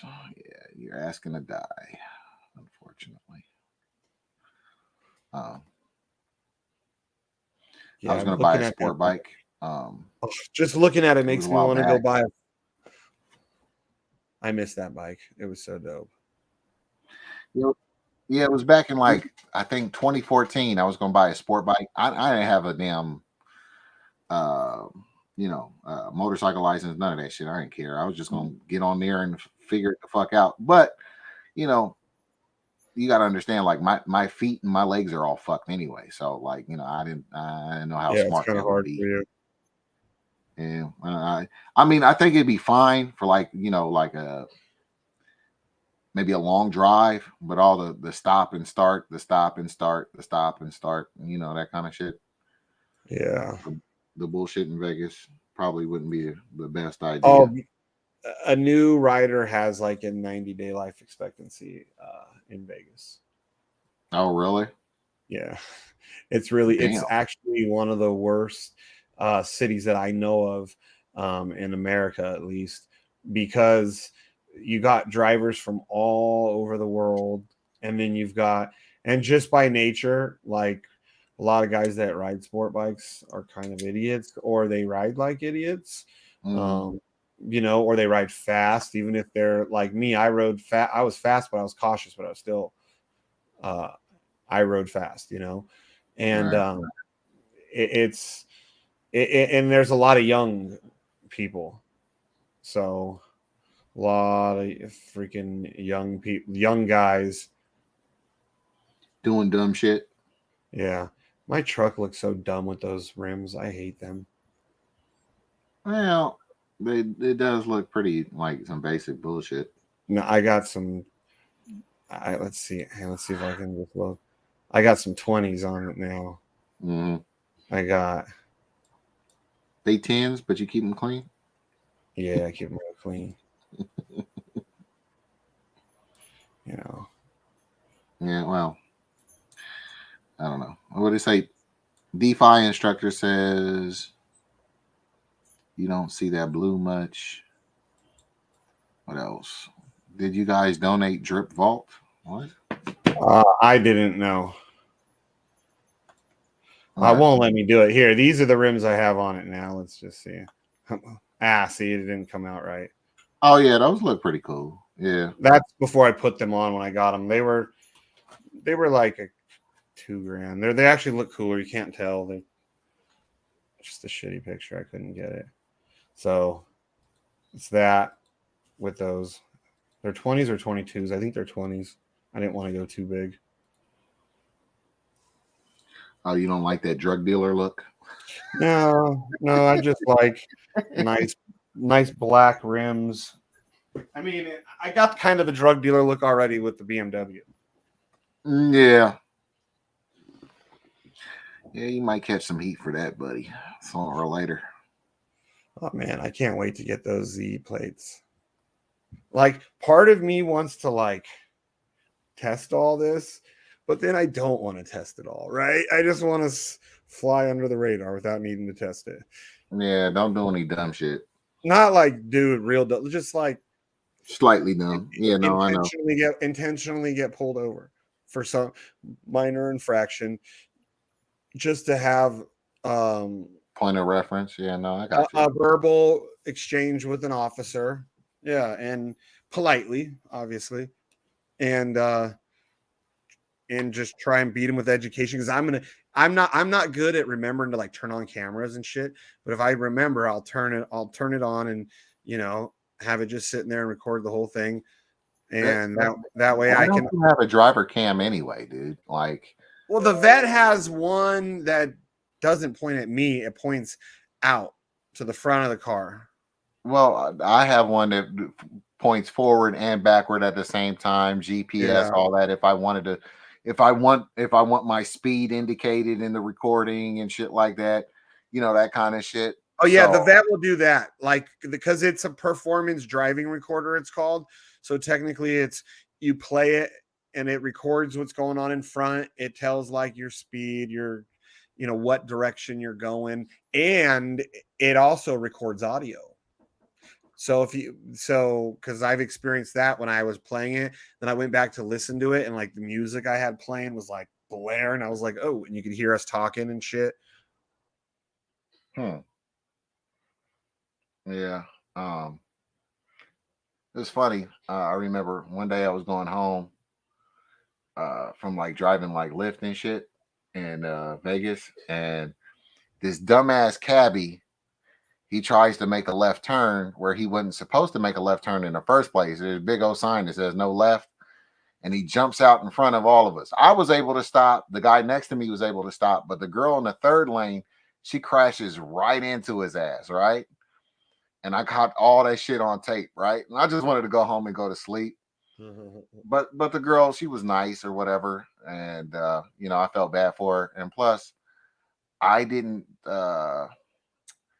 I really kind of wanted to like stick it to the cab company, so I stuck around. For the traffic cop that showed up on the motorcycle. He's like, I understand you got some video for me. I'm like, yes, I do. You can go ahead and go get that asshole fired. Here you go. Dude, I got into an accident with a taxi cab driver. There's a taxi cab driver, and then I hit him, and then the next person hit me behind me on the strip there. And I hit that taxi cab driver hard enough that they almost totaled out my vehicle. And I thought, oh, I'm for sure getting, a ticket. And so when taxi cab authority got there, I was like, I'm so sorry I hit him. Like I was dumb, like young, like 22-year-old kid taking responsibility. He goes, hold on a minute here. The taxi cab stopped in the middle of Las Vegas Boulevard because someone was helling him. Yeah, he goes, you are not at fault. I didn't get a ticket or nothing because at first Metro was like, well, I'm gonna have to ticket you for following too close, and taxi cab authority was like, no, he doesn't need to get a ticket because this guy stopped and he even said, oh, I was trying to tell them you can't hail a taxi here. You got to go to the taxi stand. As a taxi cab driver, you're not going to take the time when there's cars, to be like, you're either going to drive or you're trying to pick them up because you're a douchebag, right? Yeah, because he stopped in the middle of the freaking, and then so I hit him, and the next person hits me, and then because right away he was like, it's your fault, you hit me, and I was like, yeah, I hit you, and then I started realizing, but wait a minute, but you stopped to pick those people up. No, I didn't. Yes, you did. And so when the cops showed up, like the cop believed me on that and taxi cab authority, but it was crazy because it was the first time in my life that I ever realized how powerful taxi cab authority is.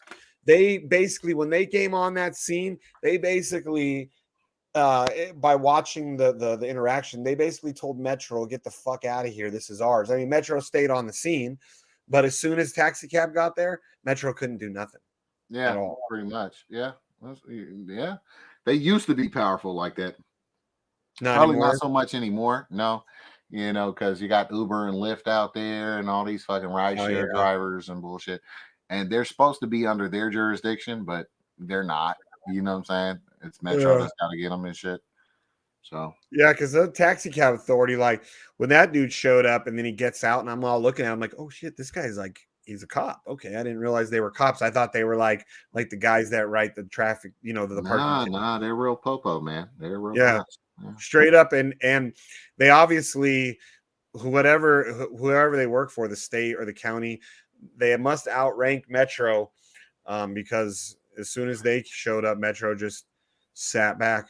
And well, it's about tourism. It's about tourism, and the whole thing about the whole taxi thing in the first place is the whole reason they didn't want to like let Uber and Lyft into town in the first place was because they were going to take their money. Okay, they had a powerful racket. The taxi game was a powerful racket. Oh yeah, Uber got there.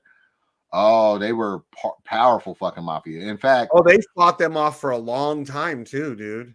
Well, they did for about a year. Okay, the year before they actually came into town, they just tried to just bogart their way into town, and they had a couple cab drivers trying to do fucking Uber when they would. Didn't they launch and then they got shut down, and then they had to go to court and fight and then they got the right to do it or something. Isn't that how Well, it went?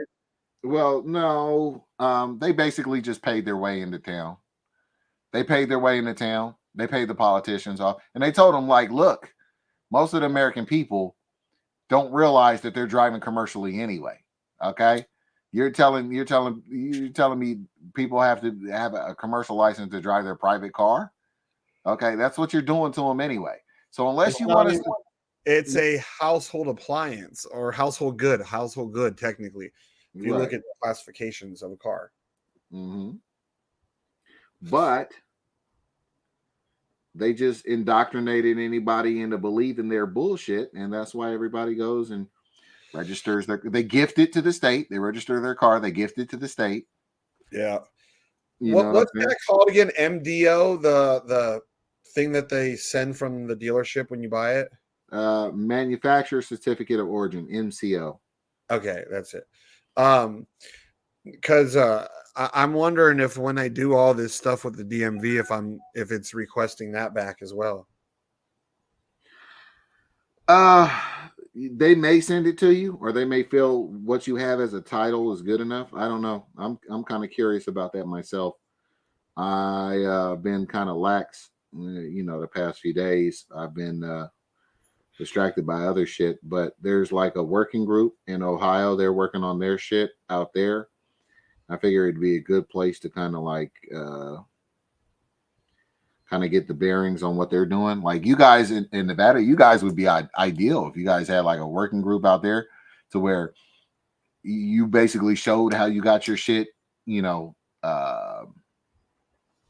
past the hurdles and in the political hierarchy out there, to where you got recognized. You see what I'm saying? Because you guys are recognized.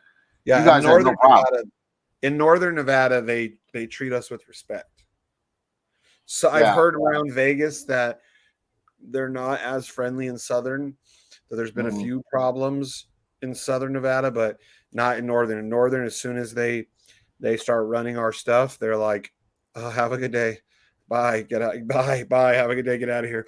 Because they're worried that they were going to be like, you just impeded on the travel of a foreign diplomat. Yeah. Because that's like a real thing. Like when people watch movies and like, oh, diplomatic immunity back, it isn't to the point where like they do on movies, but yet it kind of is. Like if obviously you can't go out robbing people and killing people and like just openly going out. Yeah, it wasn't crimes. Yeah, it wasn't that shit you seen in Lethal Weapon. Diplomatic immunity. Yeah, no, it ain't like that. That's too where No. like people get it confused, like, oh, so you could just go. No, I guarantee if I run a red light in front of a cop, I probably will get pulled over. And I think for something like that, they probably could legally give me a ticket because there's this one case, right? Supreme Court case. And it said that they're not allowed to impede your travel on the highways, byways, waterways. It was called Chicago Coach versus, it might have been the state, I don't remember, the county. And it was talking about, though, however, you do still have to obey like the you can't infringe on anybody else, else's safety. Right, yes. right. So you still have to and then it gave examples such as speed limits, red lights. So like stuff like that, yeah, like because people will, so you can just do whatever you want. No, you can't do whatever you want. You still live your life the same way. You have to respect others, right? Yeah. Conduct yourself, respectfully. You know what I'm saying? Honor, right? Run a red light? No, the only way I'm going to run a red light is if, like I would today, if I'm sitting there for multiple cycles and it's not turning on me. In Nevada, on a motorcycle, legally, there's no set amount of cycles, but you let it go through. I'll let it go through a full 1 to 2 cycles if it doesn't turn, or if I'm sitting there and it never cycles at all. Like for me, when I'm on my bike, when it's safe, I cross. Mm-hmm. Well, it's funny. I watched a cop. Okay, he was in the same shitty turn lane over on like I want to say is Russell and Eastern, like coming away from the airport, heading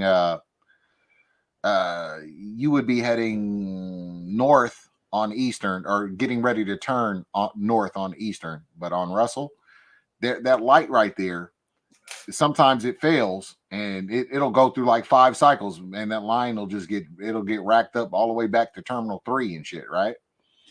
So the cop, he was in the lane for a little bit, and he's like, what the hell? So he just flicks on his cherries. He goes out in the middle of the intersection and he just waves everybody that was in that lane on through. I was like, nice, beautiful. Yeah. Sometimes cops do the right thing. Right. Like right. that champ. Did you watch that video I sent you? Of that guy? Like, he is like totally anti-cop. Like, when cops do the right thing, he'll say, yeah, they did the right thing. But like, I've been watching a lot of his stuff, like, but he shows a lot of times where people defend their rights against cops and they win. Like, there was these 2 brothers in Iowa walking. I would even be uncomfortable if I saw this. Walking, they both have dreads. They look hood, big black dudes. They got ARs on them and bulletproof vests. So the cops come rolling up like, hey, we're getting calls about you guys and then the guys are like, okay. And the cop was like asking him if he could see ID. He's like, well, no, I'd prefer not to, because it's my right. If I'm not in commission of a crime or you don't suspect I'm going to be doing one, then no. And, and the cop was like, okay. And then he says to him, so I can leave? I'm not being detained? He goes, no, you can leave. He's like, so, but if I walk away, there's not going to be any negative consequences, because if so, I'll just stay right here. And the cop was like, no, you're good. You're good. It's like a 3-minute ordeal with the cops.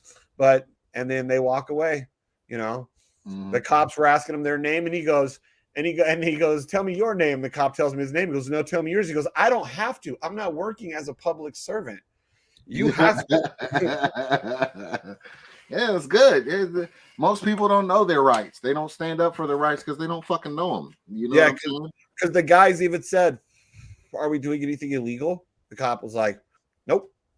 Okay. Well, then what's the problem? And they were lucky. Like, one of the cops, the one in charge that had the lieutenant, whatever he was, he was a black dude, so maybe, but who knows if it would have been it was Iowa, if it would have been some like, hillbilly, racist, pissed off white cop, that could have turned out totally different too, though, Oh, did I show you that video where this dumbass, I don't know what happened. They got pulled over in a Mercedes. They got the driver out and he's handcuffed behind the car. The passenger, who's riding in a shotgun seat or whatever, he's sitting there and he starts making the cop nervous.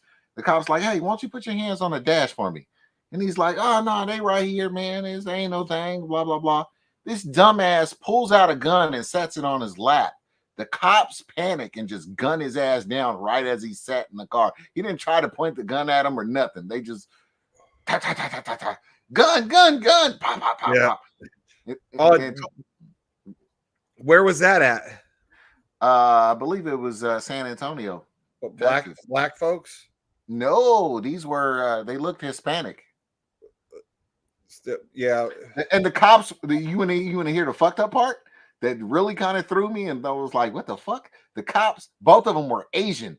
I shit you the fuck not. Tall Asians. probably Korean or Koreans tend to be the tallest ones. My personal. Okay. Experience. Well, like I said, they were tall Asians. I was like, the fuck? I'm like, where is this video? And it's like SAPD. I'm like, San Antonio? Huh. Yeah. Okay. I just watched a video right before I came on the live stream. It was in New York. This cop on his body cam gets caught stashing weed in their car. The body cam doesn't come out till after the dude's taking a plea bar. This dude took, knowing he was innocent. This is how bad the system is, guys. The dude, knowing he's innocent, and it's not his car, he took a plea bargain and pled guilty just to get this shit over with. And 2 years later, all this body cam comes out, footage of the cop dropping the weed in there, him and the other cop like discussing, like, I haven't found it. We got to find something. We got to find something. And then you see him right on. And this is the second time this cop has been in trouble for doing this. The same fucking cop. Yeah. And he's still working. Yep. And he's still working. And this guy. So not only that, the guy was in the passenger seat, right? And when they start saying, "Oh, we smell weed, get out of, we need you to get out of the car," he goes, "Guys, I just got out of the hospital I got stabbed," and he starts pulling open his like thing to show his stomach that he's not bullshitting. Cop goes, "I don't want to see that shit," or something real rude and derogatory, and then they end up pulling him out of the car, knowing he just showed them that he just got out of the hospital from being stabbed, and they ripped his stab wound. Then he spent 5 days in the hospital recovering from his wound opening back up, being handcuffed to a bed, all because of a crooked ass cop. Wow, that's messed up. Well, I've heard of worse things happening, man, to be honest with you. Like, just over nothing though. Like, the guy that I actually saw that video on that same channel I sent you the video. And there's another guy, this like young Hispanic dude, looks kind of cholo. He's like refusing to give his ID himself. And he says, "My cousin has gone through this, and like it became like a big deal. And his cousin, I think, like won court cases and shit." And he is like, "How ironic, this happened to my cousin and now it's happening to me." And it got to the point that even his girl was like, "Just stop, we could be home already and where it's warm." And he's like, "No, it's the principle. They cannot violate my rights. They cannot do it. They can't do it." And by the end of it, like, they were threatening to arrest him, and he's like, "Well, whatever," like, and by the end of it, they let him go. But he was, they still gave him tickets and shit, but they let him go. And he was like, couldn't believe it. Like, "Oh my God, this happened to my cousin. Now it's happening to me." Or wait, did they arrest him on that one? I think on that one, they let him go at the end too, with just the ticket. I've been watching so many of these videos, dude. Well, it's funny. Like me, I don't think I'm going to drive for Uber and Lyft or any stupid shit like that in my spare time. Not out here in this ratchet motherfucker out here. But no, I was thinking about just going ahead and turning in my driver's license. Like, what the fuck do I need that for? Well, you still need it, the physical license to like for a lot of stuff. Some places won't take to rent a car. To rent a car. Yeah, some places won't take a passport. Like, there's people that have experienced that. Who won't take a passport? I don't. There was like people talking. I can't honestly remember all the places, but one of them was like car rentals and stuff that maybe on Turo. I think maybe they were saying on Turo, if you're doing it privately, you can. But from one of the big companies that was, I believe, one of them is that you had to, like, even when you come from another country, you still have to show a valid driver's license from your country. As well as, I don't even know if you have to show your passport. But yeah, so a lot of people were telling me, keep it active just every time afterwards. Always sign it without, under duress. And then, because then I physically have it, and then resend, and then you can resend your signature. And then until you have to renew it, and then you go back in, like I did. I put I was not a U.S. citizen.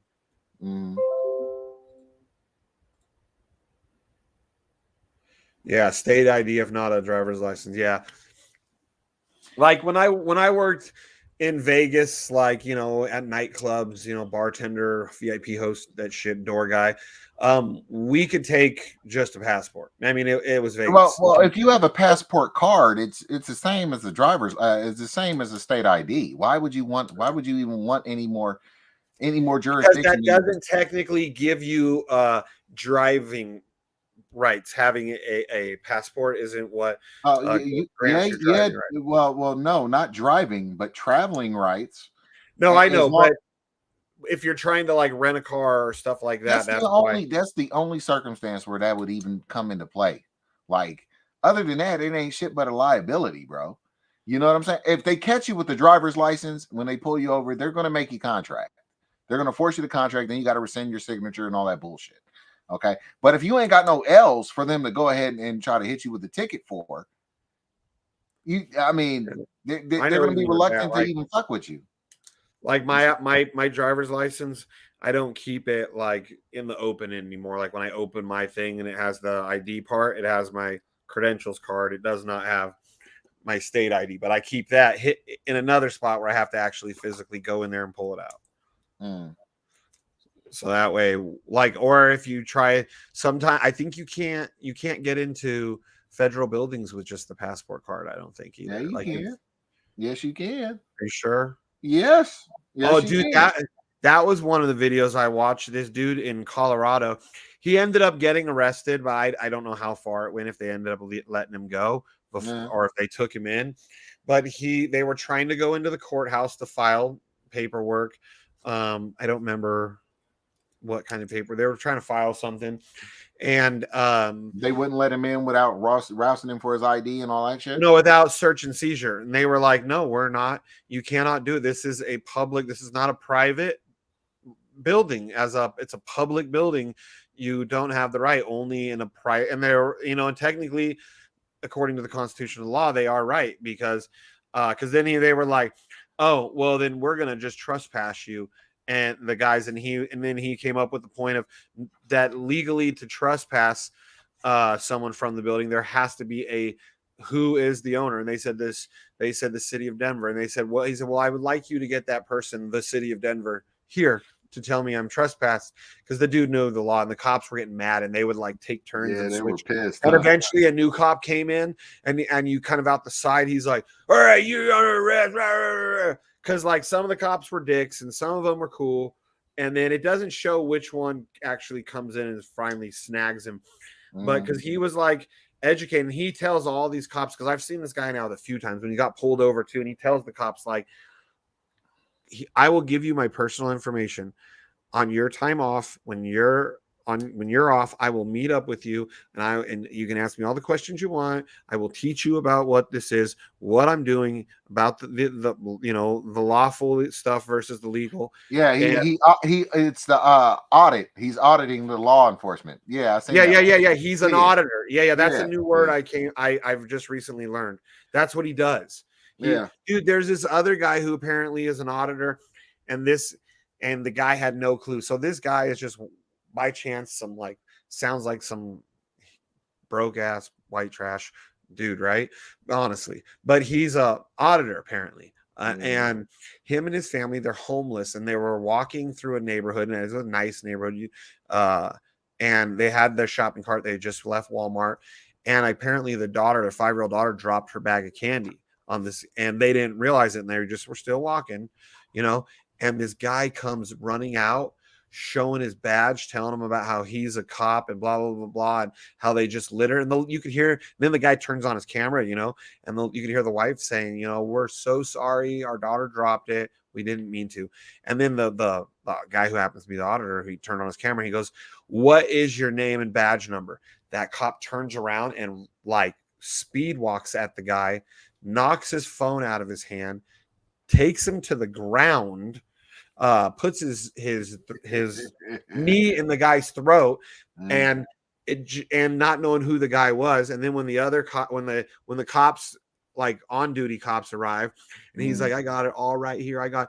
Dude, the guy the off-duty detective that did this to the guy was like, oh, I'm so sorry, and I was wrong. And yeah, because he was scared. And then the guy showed his few days later or whatever it was, because this was recently, the call with internal affairs saying that the guy at this point, that officer has lost his badge and gun pending this investigation.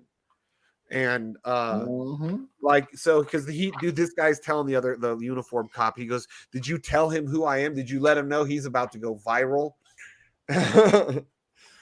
And because what are the chances the guy that happens to do that shit to the cops is runs into one, but just out with his family, and the cops walking past a off-duty detective. Yeah, undercover detective is what they call him. Well, like I said, man, there's a lot of good cops out there, and there's a lot of real shitty ones. But a lot of the constitutional cops, they got shit canned during the whole COVID thing, man. They didn't like those, implementing those bullshit mandates and all that shit and all the bullshit calls. They're like, man, fuck this, I'm out. I'm out. Yep. They're like, well, if you can't follow orders, you can't work here. Okay, bye. They left. So yep. Same with a lot of military guys, and now did they pass that law that they have to reinstate all them? I think they did, but Anyone who wants to be reinstated. yeah, but nobody's gonna want to go back into that shit after they got pressured to get some shit that was gonna fucking fuck them up. Unless they're really close to retirement, you know. Maybe. Okay, sure. If you got a lifer who's been in there, 19 years, he's got a year to go. Okay, sure. Get that pension, dude. That you earned it.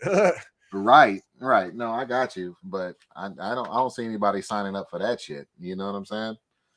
I mean, especially with all the other little bullshit that went along with it. You know what I'm talking about, right? Yeah. Yeah. Yeah, the military just like it just went way too far politically one direction. It shouldn't be. I understand everybody should have equal rights, but military should not have to pay for your surgeries and your issues like that. Oh, like I said, there's a big fuck up there. So, but it's all part of a plan too. I mean, if you know the grander plan, then you know what's up. You know what that's all about. So, like if somebody is gay or lesbian and they want to go in the military and fight for their country and do all that, like I have no problem with that. Hell yeah, they should have every right to go in, risk their life, and be an American if that's what they want to do. Mm-hmm. I don't care. Like some guys might be uncomfortable being in barracks with a gay guy because they think, oh God, what this guy's gonna, they're closed minded. Not all. It's because somebody likes dudes. Yeah, there's not. Trust me, there's more gay dudes in the military than you can imagine. Oh, I know. Weren't you guys talking about that the other day? Man, let's just say, I remember I got to submarine school. Oh no! Listen, this chief comes out, and you could just tell he's sweet. Gator going off like a motherfucker. I never been on a fast boat. I'm like, oh no. But it's just like, oh, that sucks. You know what I'm saying? That sucks. Yeah. But if they do their job well, right? Then then they do their job well. Like it shouldn't. I'm not, like I said, I'm not a bigot. I don't care if somebody's gay, straight, bi, tri. I don't give a shit. But I prefer not to be stuck on a submarine with 99% of the guys like that. that would suck in a major way. Yes. The one guy down there happens to be straight, and you're like, oh man, take that in the other compartment. Anyways, no, even worse. So, submarines they weren't co-ed. That's what I thought. They were all male. I think they just started the co-ed shit like right when I got out. So, and I think they were only doing it for like female officers and shit, which made it even more like, okay, not only are you not getting any ass, but if you did get some ass and get busted, that's gonna be fraternization. She's losing her commission, catching a dishonorable, and you're at bare minimum catching some charges, buddy. Something. Damn. Because she's an officer? Yep. Nope. It's fraternization, buddy. Yeah. You can't do that. Because then she could give you preferential treatment and shit. Yeah. You want to still keep getting this dick, Lieutenant Baby? That's right. I don't have watch tonight, do I? I could never I almost went Navy, but I was as a welder, but I could have never done. I mean, I'm too tall, I heard, anyways, really, to do the submarine thing. But no, you'd be fine. You'd be fine on ballistic missile submarines. They're like hotels underwater, dude. But attack submarines, yeah, you'll be fucked. We had a 7-foot tall master chief that was retiring while I was in sub school. His last name was Green. He was 7 foot tall. He had a hunch in his back because all he been on was the smaller attack subs. Yeah, those smaller attack. So he hunched over. He had to hunch over for fucking months on end. So he actually had a fucking hunchback, man. I'm not shitting you. Damn, that's messed up that they would put him on something like that unless that's what he wanted. I don't know, man. I know he had a hunchback. He was a very, very nice guy, but still, yeah, he had a hunchback like a motherfucker, man. I was like, damn. And he was like 7 foot tall, and that was with the hunch. he was tall as fuck, man. Yeah. Sometimes I'm glad that I never ended up going into the military, but sometimes I wish I would have experienced it. But the only bad thing is I would have been in during like when 9/11 happened, I would have been in. And you know, if you're in when something like that happens, you don't know where all of a sudden you might be living the good life in San Diego or like off on, you know, what like North Carolina or Virginia, isn't it something like that where there's a bunch of them, you know, you're just hanging out and, you know, on the beach somewhere and all of a sudden you're like, oh, what? I joined the Navy so I didn't have to go to war. What do you mean you guys are sending us over to the Middle East all of a sudden? Well, that's the good thing about like submarines. Okay, so ballistic missile submarines, they just go out and do circles in the water. They cover nuclear targeting packages. Okay, so you just go out there and do circles in the water, be real quiet because you're ICBM launching platform basically. Okay, now the attack subs, you actually go on like certain missions, you know, really cool shit missions, hit different ports and shit. But ballistic missile subs, nah, you're gonna go do circles, man. That's it. So I mean, you really ain't gonna see any action. You might launch some missiles, but your whole job is to hide in the ocean and be that launching platform for, you know, mutually assured destruction. You know. Yeah. So yeah, that's pretty much that. I mean, I wish we could get rid of nuclear weapons on every side. Like I never thought growing up, I thought, well, just give everybody more and then no one will be dumb enough to do it. But now that I'm an adult, I realize that there are adults that fully understand what it'll do and they're still dumb enough to do it. Listen, anybody who's going to launch nuclear weapons is going to be taken out at launch. They may get one up in the air. They may even hit a target.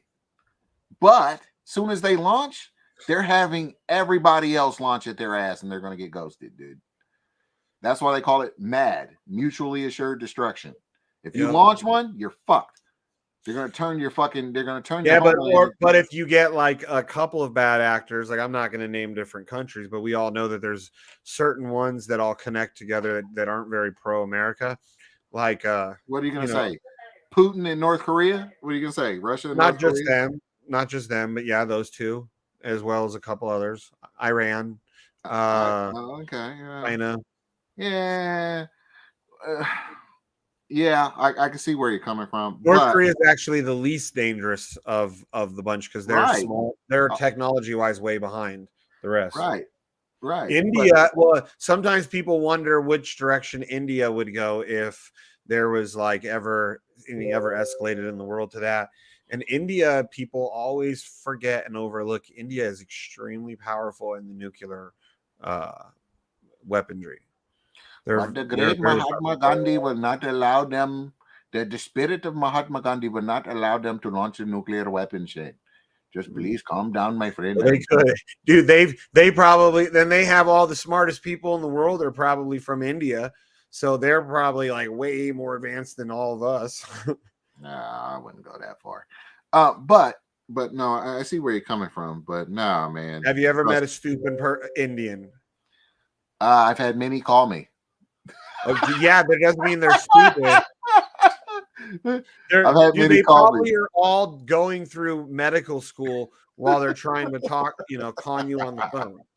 Yeah, okay, that may be. But when they're trying to sell me, they're trying to get my name and address so they can send me a debt. What the hell is that? A student loan relief package? Yeah. And I'm giving them fictional names. Yeah, I live on Chocobitch Lane. Yeah, and let me spell it for you. You know what I'm saying? Then they start spelling it, and then dude, like Like for doctors, I always, if I'm looking for a new doctor, I always look for like what I know, like the stereotypical Indian last names. That is very racist, Shane. No, But we thank you for your business. We thank you for I trust. I've had way more luck with Indian doctors than any other, or either any other race. Like I've had good luck with Chinese dentists. Me, Vietnamese dentists have been the best for me. Yeah, like Asian dentists. I've had good American, dentists too. Like, but like a Chinese dentist I had, she was dope. She was cool. At first, we started off rough. Like I didn't like her at first, because she was harsh. She was all like, "When's the last time you did drugs?" And I was like, "What?" She was trying to say I had early stages of meth mouth, and I was like, "Excuse me?" Like this is because I had old fillings fall off, and I waited a while before I went to the dentist until like a couple of teeth's filling fell out. And I told her these had fillings that fell out because they were like 14 years old. No. And the hygienist was like, "No, his teeth are very clean. He's not a meth head." She said you had meth mouth? Yeah, the early onset of meth mouth, she said. And I'm like, "No, you ding dong. This is freaking like 4 fillings falling out of my mouth, out of my teeth.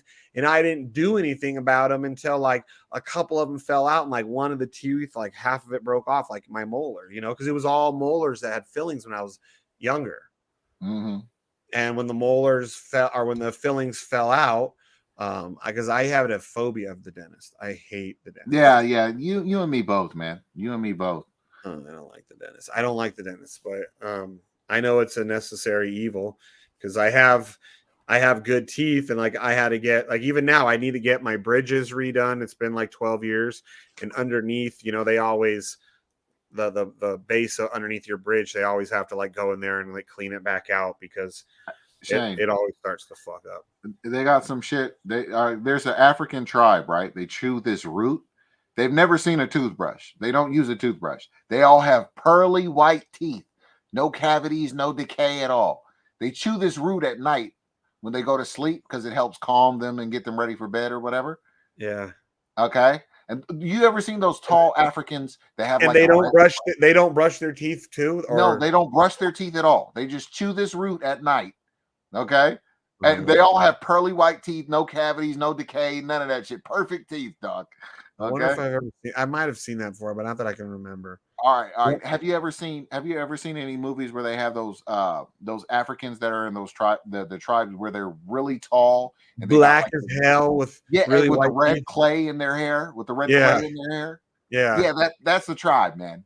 Okay, that's what I was thinking. I think I might have seen something about that. Like just I was watching shit, and that was one of the things they touched on about the tribe. I think I seen some. Yeah, they got perfect teeth. Every last one of them. Ain't seen a toothbrush. Don't know what a toothbrush is. But they also don't eat all that sugar and processed foods. Like, well, this is true, yes. But they chew that root at night when they go to sleep. They chew that root because it calms them down or whatever. They just get ready for bed. It's just their traditional like opium. They're like, yeah. Now, if it was opium, they'd have rotted out teeth and all kinds of shit. But this dentist, I guess he went over there, found a secret to that root and got an extract and all this old shit. And he started making like these tabs you let dissolve in your mouth at night or whatever, and it's supposed to regrow your fucking teeth. I'm like, are you fucking shitting me? Regrow? Yes, regrow. Your teeth can regrow. That's why I was like, what? Like if you have a cavity, it's just gonna grow away. Yeah, I don't believe it. I think I still got the link. Hold on, let me see if I got it. I think I saved it. I think I saved it. But dude, I got knocked out in prison when I was freaking 20. All of a sudden, grows back. I'm like, what the fuck? It grows back. Wouldn't you be mad as fuck at the dental industry though? Like, you punk ass bitches! I could have been doing this the entire time. I'd be like, is this a potential lawsuit? And I just stopped by to whoop a dentist's ass. Just go get, because who is it? Is it the FDA and the what is it? The American Medical Association, yeah. of There's the Food dental, and Drug Administration and the like American those are Medical two and I Dental think. Administration. Yeah. Yeah, go Yeah. after all of them. Just be like, yeah, I see class action lawsuit, guys. Oh, they'd kill the fuck out of you. You'd be dead quick. They'd kill the shit out of you. What happened to Shane? I don't know. Some little old lady drove by and just shot him up, man. I don't. But look at his teeth. It was Did that one grow back that he got knocked out? Yeah, the one that had like, the bridge. yeah, it actually the bridges he had, it actually pushed the bridges right off and beautiful fresh teeth underneath. It's the weirdest thing right before he died. He said, I'm gonna tell the world. I'm gonna tell the world you're not gonna do nothing. Pop, pop, pop. Because think about it. If you could take a supplement or something at night and it gave you perfect dental health, all the dentists go bankrupt. Yeah. Like overnight, man. Tell me that shit wouldn't spread like fucking wildfire. That's why if it was real, I think it would have by now. No, the medical industry, they suppress shit, man. I know they suppress do everything. You know, they suppress it. Like the guy who came up with that, I guess he found that cure to herpes in the Dominican Republic. It was something about a certain fruit or something. Certain fruit boosted your immune system to where if you had herpes, it would cure it. Now, it would not only treat it, but it would cure it. Okay, because I guess he started doing research and he discovered that the herpes cases in the Dominican Republic were record low for some reason for any country. So he started going there and doing some research on what their diet consisted of, and he found this plant, and he thought he was going to get the fucking Nobel Prize for curing herpes. They were like, nah, you're fired. Here's your medical license. We've taken it. You're no longer a doctor, bitch. Yeah. So I never heard that apples help clean your teeth. Is it the acidity in it? Is it the texture? What? Probably a little bit of both. Because the sugars I know is not good for your teeth, but it's better than the processed sugars. I bet you though it's the green apples. It's the green apples that are good for you. The red apples fucking rot your teeth out. The green apples save your teeth, and the red apples. I love me red apples. I love green apples. The red apples have to be like really perfect. I like green apple flavored candy and shit, but of actual apples, I usually prefer red or the ones that are like they're like you, they're mixed. They're like you, they're mixed. You know what the ones I'm talking about? I don't know what those ones are called. The mixed apples. Yeah, the ones that are kind of green with a little bit of red in them. Yeah, I got them both. Yeah, I got you. But nah, man, we've been played on everything. There's fucking supposedly there's a cure for your eyesight. It's a dietary problem. Once you start taking this cure, you'll have your eyesight back within 3 months, guaranteed. I don't know if I believe that. Dude. Yeah, okay. I don't know. Because I'm somebody with really bad eyes, as you are. Yeah. I got glasses too, buddy. Like if I'm not wearing my glasses, it's because I have contacts in. It's one, and even when I'm wearing contacts, when I'm at the computer, I'm supposed to wear these ones. I can't right now; they won't work because I don't have my contacts. But these are like they have the bifocals and mid range, but I don't really like these when I'm wearing my contacts. I just don't like them. I don't know.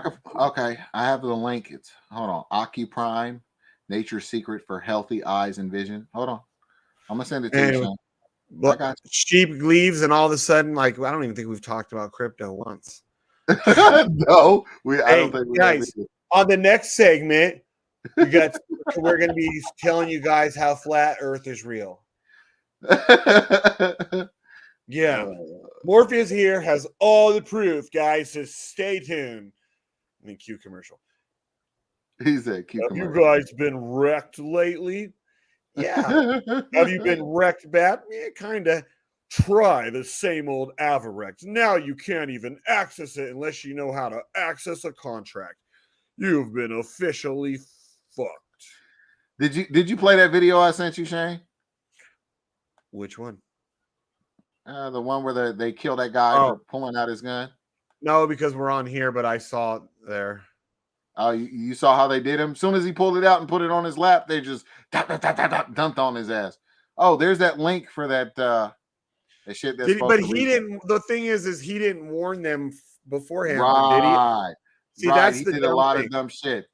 He did a lot of dumb shit. Like if you're dealing with a firearm, even if I was gonna pick up my phone in front of a cop and reach for it, I would tell him, "Hey, I'm gonna grab my phone." Or I'd be like, if I had a firearm on me and I wanted them to know, I'd say, "Hey, I got a firearm on me. I'm just gonna remove it." So, and then remove it.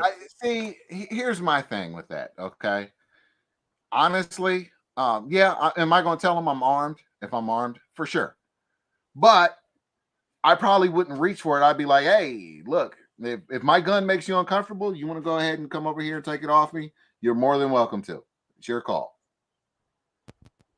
But I wouldn't reach. I wouldn't reach for it because some of these cops are pretty damn trigger happy. Oh yeah, I know. Well, the thing is too is even if I told a cop, "Look, I have a gun on me.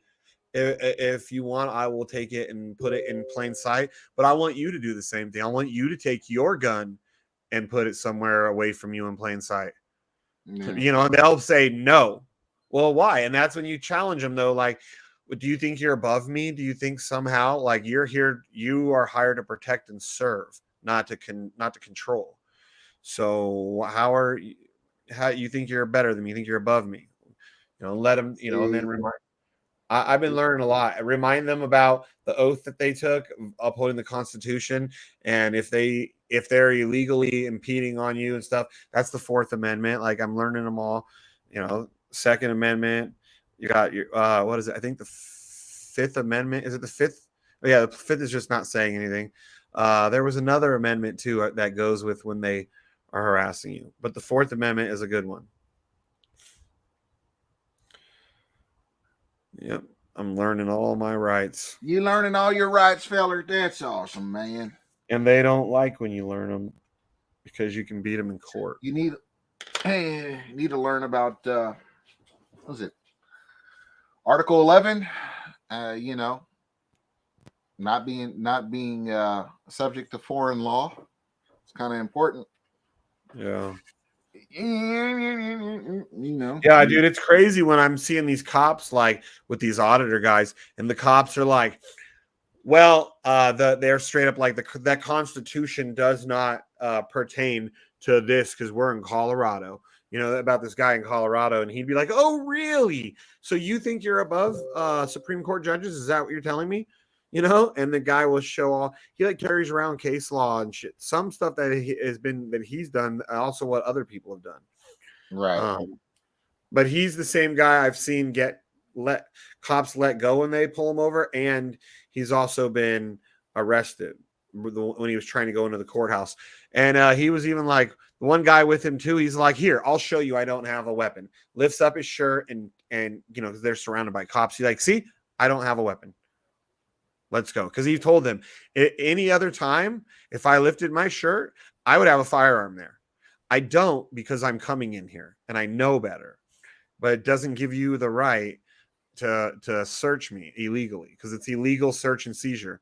And they are, "Oh, no, it's not." And he explains, "Yes, it's search because you're forcing me to take my stuff out so you can look at it. And then it's seizure because they're taking it into their possession, running it through their machine, taking it away from you." Yeah. And it's a lot of stuff. What up, Crispy? This is the cookies and cream pre-show. Here we go. Here we got to change our order. There, cookies and cream. There. You could be like, "What's up, everybody? It's me, Cookies," and I come up and I'm Cream. Oh, there's just something inherently gay about cookies and cream, man. We got to come up with a better name, dog. You know what? You can be Starsky and I'll be Hutch. Cookies and cream is way funnier. Cookies and Cookies cream. and cream. Oh, give me a second. I got me a telephone call. Uh-oh. Well, while Shane's busy, we're going to talk about his latent impotence. He's had some trouble in the bedroom, folks. That's right. He's tried Cialis, Viagra, all the brand namers. And he's even resorted to natural stimulants. He spent hours researching and discovered that there's stuff you can eat to get over your impotence. And when Shane gets off that phone call, he's going to let you guys know.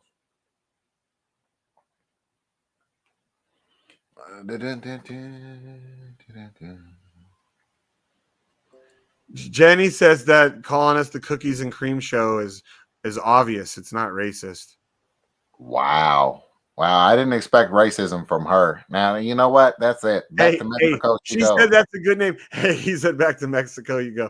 Hey, and then occasionally if she pops in, it could be the Cookies and Cream taco flavored Cookies and Cream Show.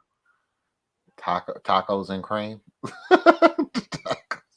Oh, and with a sprinkle of, if she comes on the show with a sprinkle of cinnamon, she said. No, I think tacos is way cooler. It's tacos and cream. You're not coconut. Coconut. She's coconut.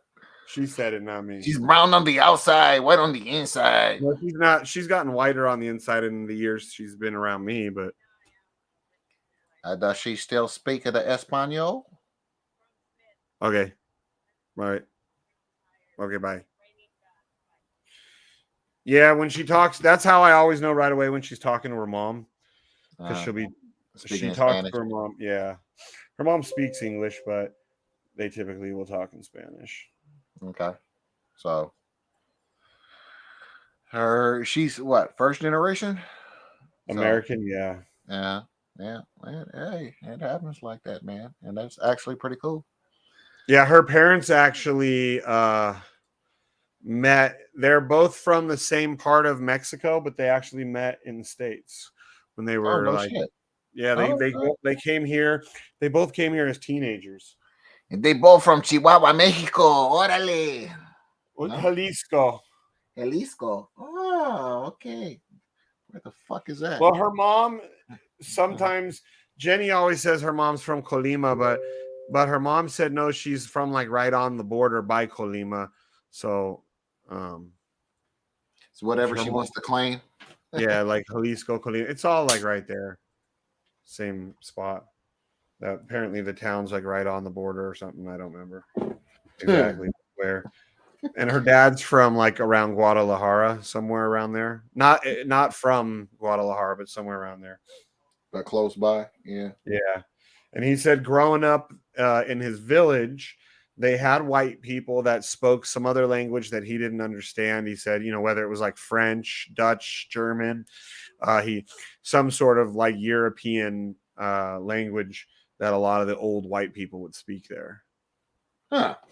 That's weird. Yeah. Like he didn't know what the hell they were talking about. Right. He should have some kind of clue. But wherever they were from, like they kept their culture and their language going even in the new country. Nice.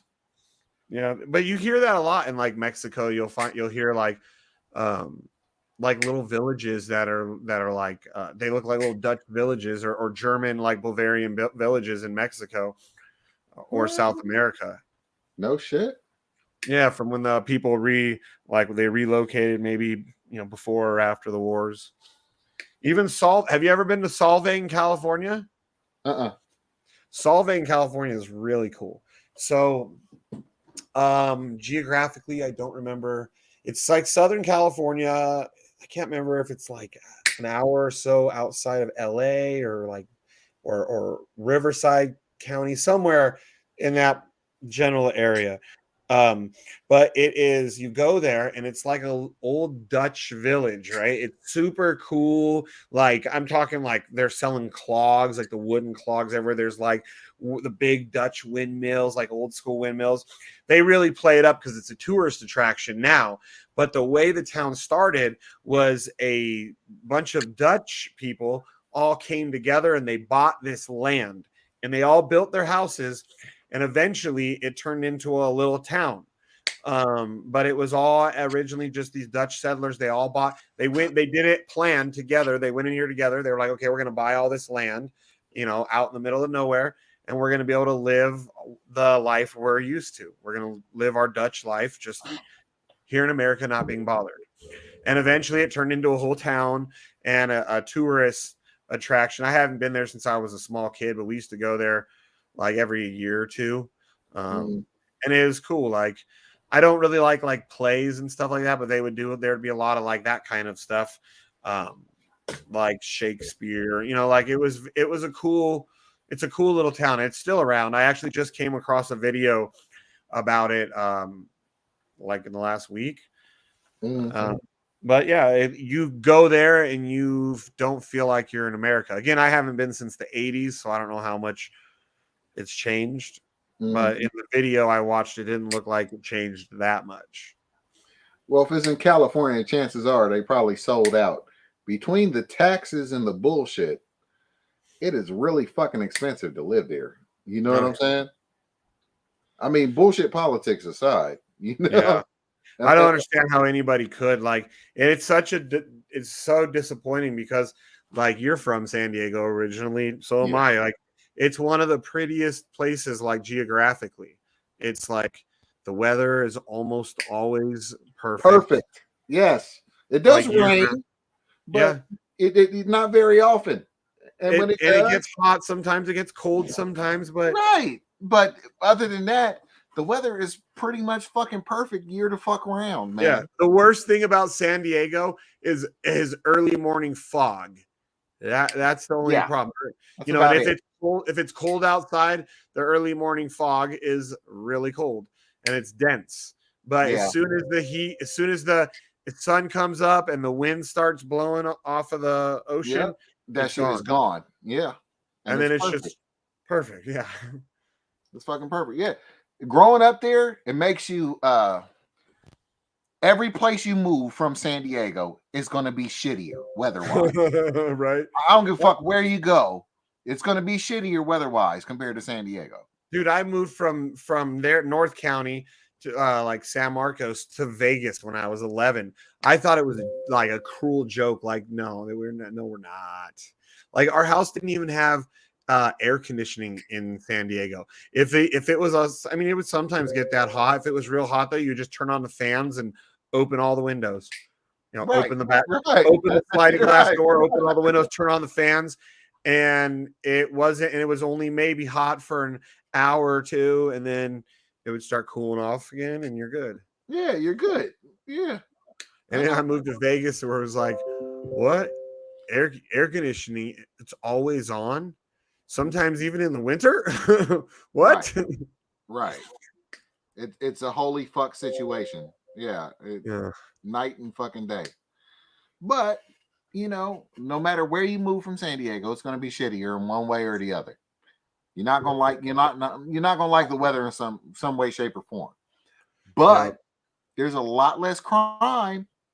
Other places. There's plenty of crime in San Diego. Don't just think every place is fucking La Jolla. You know what I'm saying? There's ghettos in San Diego. I promise. Yeah, there are. Like my rich buddy who lived in La Jolla, like 7-8 years ago, he was talking about how it was getting too expensive for him to live there. I don't know how many millions this guy's was worth, or is worth, I should say, but it's a lot of millions. I know that. I'm not going to ask him how many millions, but he's worth a lot of millions. And he was saying how it was just getting too expensive for even him. And I couldn't believe it. I was like, dude, you make a lot of money. He's like, and it's getting too expensive for me too. Yeah, it makes a lot of money, but if that's the thing. If you're spending $5,000 a month on rent, right? $5 grand a month on rent, and the place you're living is fucking mediocre. Right. Right. Is that a good life? I don't think so. I don't fucking think so. I'm not buying it. You're not gonna sit here and tell me. You're not gonna try to sell me that fucking bullshit dream, because I'm not buying it. Right. You know. Yeah, dude, I know. California's not worth what they pay. Well, it's funny because I'd get a lot of people that come into town partying in Vegas, and they'd be from like San Diego or Los Angeles, and they're living like fucking 30 people to one fucking house and shit, man. They got fucking a bazillion and one roommates. Like, right. That housing situation is dog shit, man. No, who wants to live like that? I don't. Fuck that. I know. Even moving from Vegas to here, I mean, our rent went from it went up like $800, and now it's higher because they raised it on us last year. It went up like $800 a month when we moved from there to here. Now Vegas is not that much behind here, but when we moved here, it was like 30% higher than Vegas, and it was because all the Bay Area people were like rushing over here because all these companies were relocating over here, and all these tech companies are coming over here.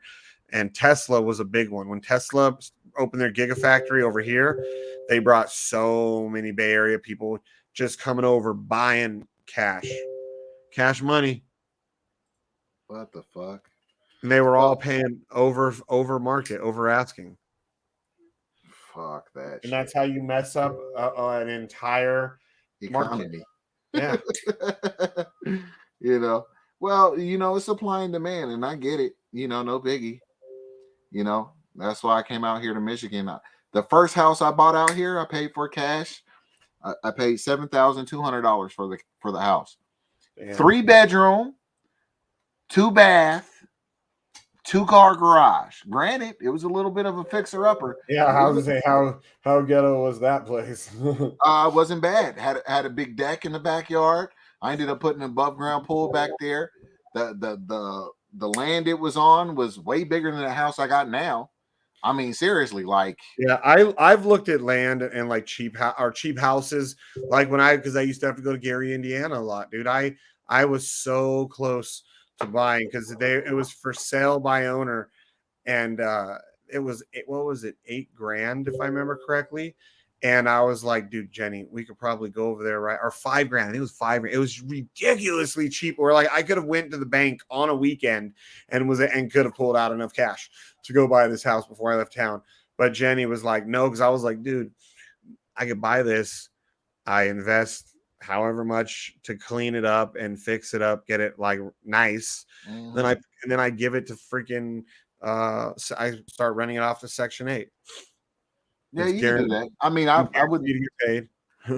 I wouldn't necessarily be targeting trying to be a slumlord like Section 8. You don't have to be a slumlord you could still be a good landlord and rent out the Section 8. You're just guaranteed you're going to get paid, and you're guaranteed if they destroy your house that it's going to get fixed.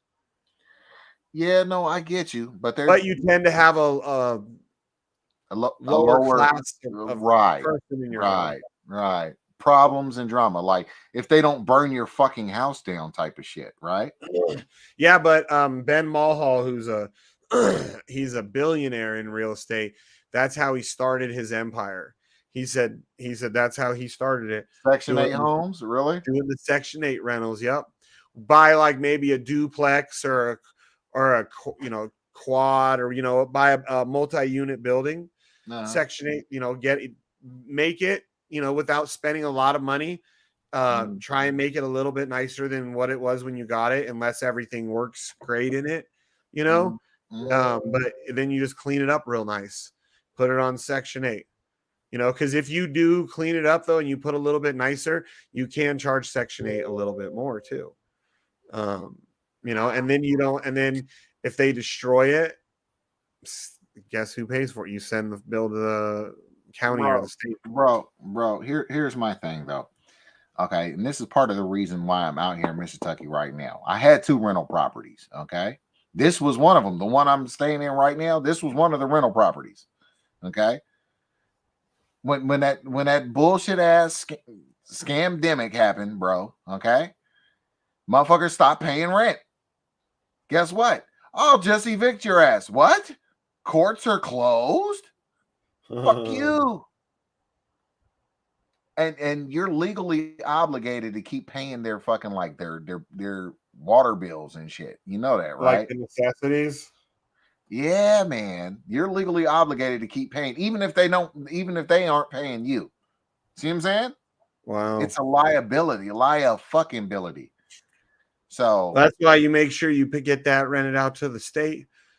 You get some hood motherfuckers in there. The state's gonna pay. Man, I like I said, I sold the other house. I sold the other house when I decided I was getting out of fucking real estate. I sold the other house. I was like, fuck it.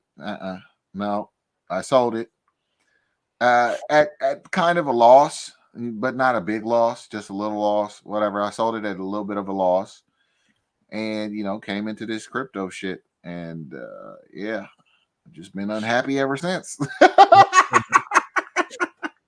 Yeah. No.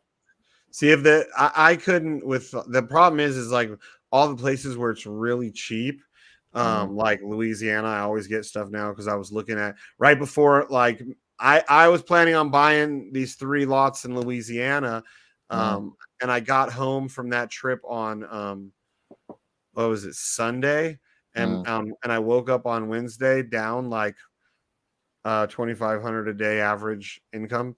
And I was like, well, it looks like I'm not buying anything in Louisiana for a minute. Well, but you can find some deals, man. Well, see, the only reason why I wanted to move to or get a place in Shreveport, Louisiana, is because of important people to me are there.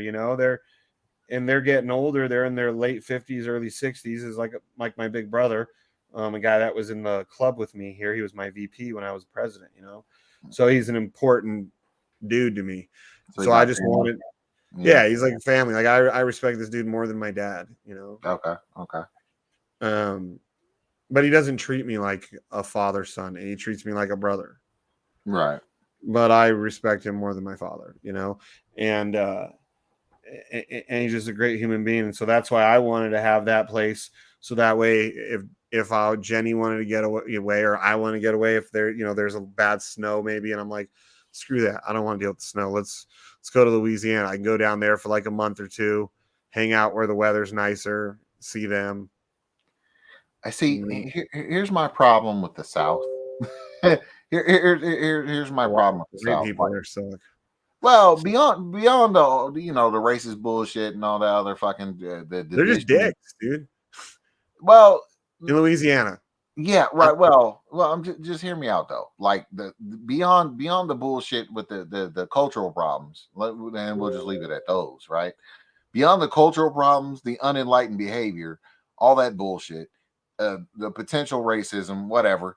Beyond all of that, fuck the mosquitoes and fuck that humidity, dog. Yeah, well, that's why I would never go in the summer. Never. That, man. That would be only winter. Man, let me take my ass back to fucking San Diego. No, better yet, you know where I'm gonna move to, dog? I've been thinking about this for a minute. I was thinking about like Montana or something like Montana. Well, the problem for me with Montana is it's sitting on the world's largest supervolcano. So when Yellowstone blows, Montana is going to be gone. I mean, even here in Reno, it will definitely affect us negatively. It'll probably affect the whole world if the whole thing ever blows. But like, I don't want to be like sitting there because I thought about Montana and I looked into it. And actually, my buddy who lives in Louisiana, he was the one all like, it's beautiful up there, but you want to live on the biggest super volcano? And I was like, oh, you cocksucker, I never even thought of that. And he's like, yep, Yellowstone. But where I live right now, so a lot of people don't know there's a super volcano in California. It's not that far from me here. I've driven through the caldera multiple times. First time I had no clue. Now I know where it's at. And I'm like, the whole time I'm like, told everybody, pay attention. If anybody feels any earthquakes, we got to get out of here. Like, but I mean, you got to evaluate the Has USGS said any one of those fuckers are active in They're any active, kind yeah. of way? Yep, they are. So the Yellowstone is very active. Obviously, they've got like what's the Old Faithful. They have all the different geysers and all volcanic activity. So the other one is right outside of Yosemite. And what's funny is Yosemite and Yellowstone are probably two of the most beautiful natural wild places like in our country that hasn't been screwed up, right? Mm-hmm. And they're both on super volcanoes. So the one that do you know where Yosemite's at in California? Mm. Yeah. So where Yosemite's at, you go just east over the mountains, and you go through like a town called like what is it, Bishop, and there's some other towns up there. Bishop's not in the caldera; it's like on the slope technically of this massive volcano. But it's right on the other side of Yosemite. Like if you look, there's a lake. I can't remember the name of the lake, but this lake that's just east of Yosemite on the other side, that is the caldera where the lake is at. And it's a super volcano. And the other one is in New Mexico. There's 3 on our continent. And the biggest one is Yellowstone, and then the one outside of Yosemite, and then the one. What's the one that erupted already? That where they made that horrible movie with fucking Pierce Brosnan and what was her name? Dante's Peak. There you go. Yeah. What was that one based on? I don't remember. That's what I'm trying to figure out. I think wasn't that a true story too, though? Was it based on Mount St. Helen? Yeah, it was Mount St. Helens. Yeah, that's right. That erupted, if I remember correctly, like right around the time was it the time I was born or the year I was born? It was in 80, wasn't it? I think it erupted 80 or 81. Mm-hmm. Yeah, like that. Dude, so that's something that I've never seen anywhere in the world except for the Seattle, like a Tacoma area, like that basic whole area. They have volcano evacuation route signs. You ever seen that? Yeah, I don't like to see that. He's like, I don't like to see that. Dude, we were on our, because like we would go with the old club, we would go up to Seattle once a year around August. And the last time we went up there, because we were going around, we had gotten Airbnb that time. We weren't like staying at the hotels with all the other guys that are partying. We like our group of guys got an Airbnb, and we were like chilling, doing more touristy shit in the day. And we were riding, and I see this huge volcano evacuation route and like an arrow, right? And I'm like, what did I just see that, right? So then I start paying attention to all the road signs, and I'm on my bike, so I can't miss anything. And I'm watching, and I start seeing like every mile or two, and then it would say like at a stoplight, you'd look up when you're coming up to the stoplight, and it would be like volcano evacuation route, and maybe it'll tell you to turn left at that light. Like I actually at the stoplight, I asked like the other guy on the bike, and then when we were being followed by people in the car, I was like, did any of you guys see that? Yeah, I don't like that. And you can see in the background, I don't know what it is. I don't even know if it's Mount Rainier or if it's St. Helen, but you could see in the background, like there's the volcano they're talking about. Like I wanted to get a picture, I never did, where it says like volcano evacuation route, and then in the background, and it's like pointing at the volcano. What? Like I understand they've got their roads, so however I guess they plan that you can go towards it and still get out that way, get out of there. But I was like, oh my god, like this is stupid. Like, and then even the little suburb that we stayed in, which was called like Puyallup, or I can't remember how to say it. It's a bunch of P's and U's. Puyallup. Yeah. So we stayed, that's where we had our Airbnb. And even in that tiny little town, I noticed when we were leaving town, I'm like, look, dude, they got the freaking evacuations here too. Like, F this place. I mean, if you have to have evacuation routes, like for your okay. Well, let me go ahead and hit you with this. All right. So San Diego's all this beautiful, gorgeous shit. What about the fucking earthquakes, huh? What about when the San Andreas fault finally kicks in and turns Los Angeles into an island. And then Snake Plissken comes out. I know, and he escapes. Right. Yeah. And it's Escape from LA/San Diego. Yeah. Yeah. No, bro. Okay. Now I have mixed feelings on if I think California can ever just like break off into the ocean, like part the coast like that. But I mean, I understand also the power of earthquakes because I've grown up around those.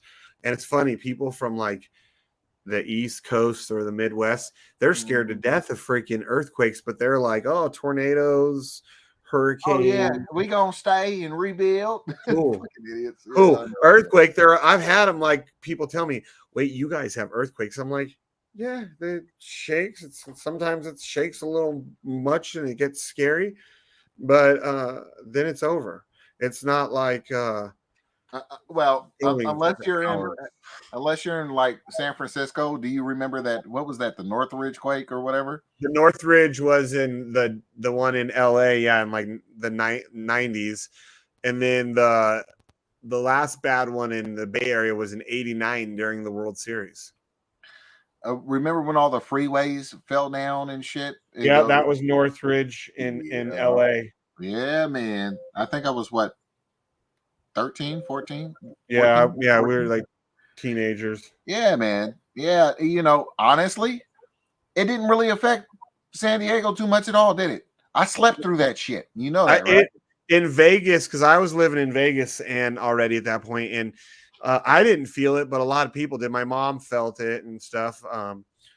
But dude, there's only been two for sure that I can remember, 2 times where I felt earthquakes. One was when I was a kid in San Diego. It was a 5.5. I was like 10 or something like that. I remember it vividly because I thought they were dynamiting the hills around us.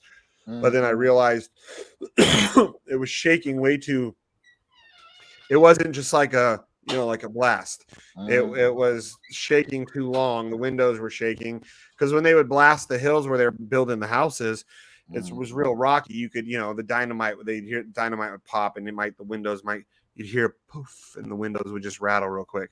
This was like everything was rattling. The TV was doing this and I was watching Disney Channel.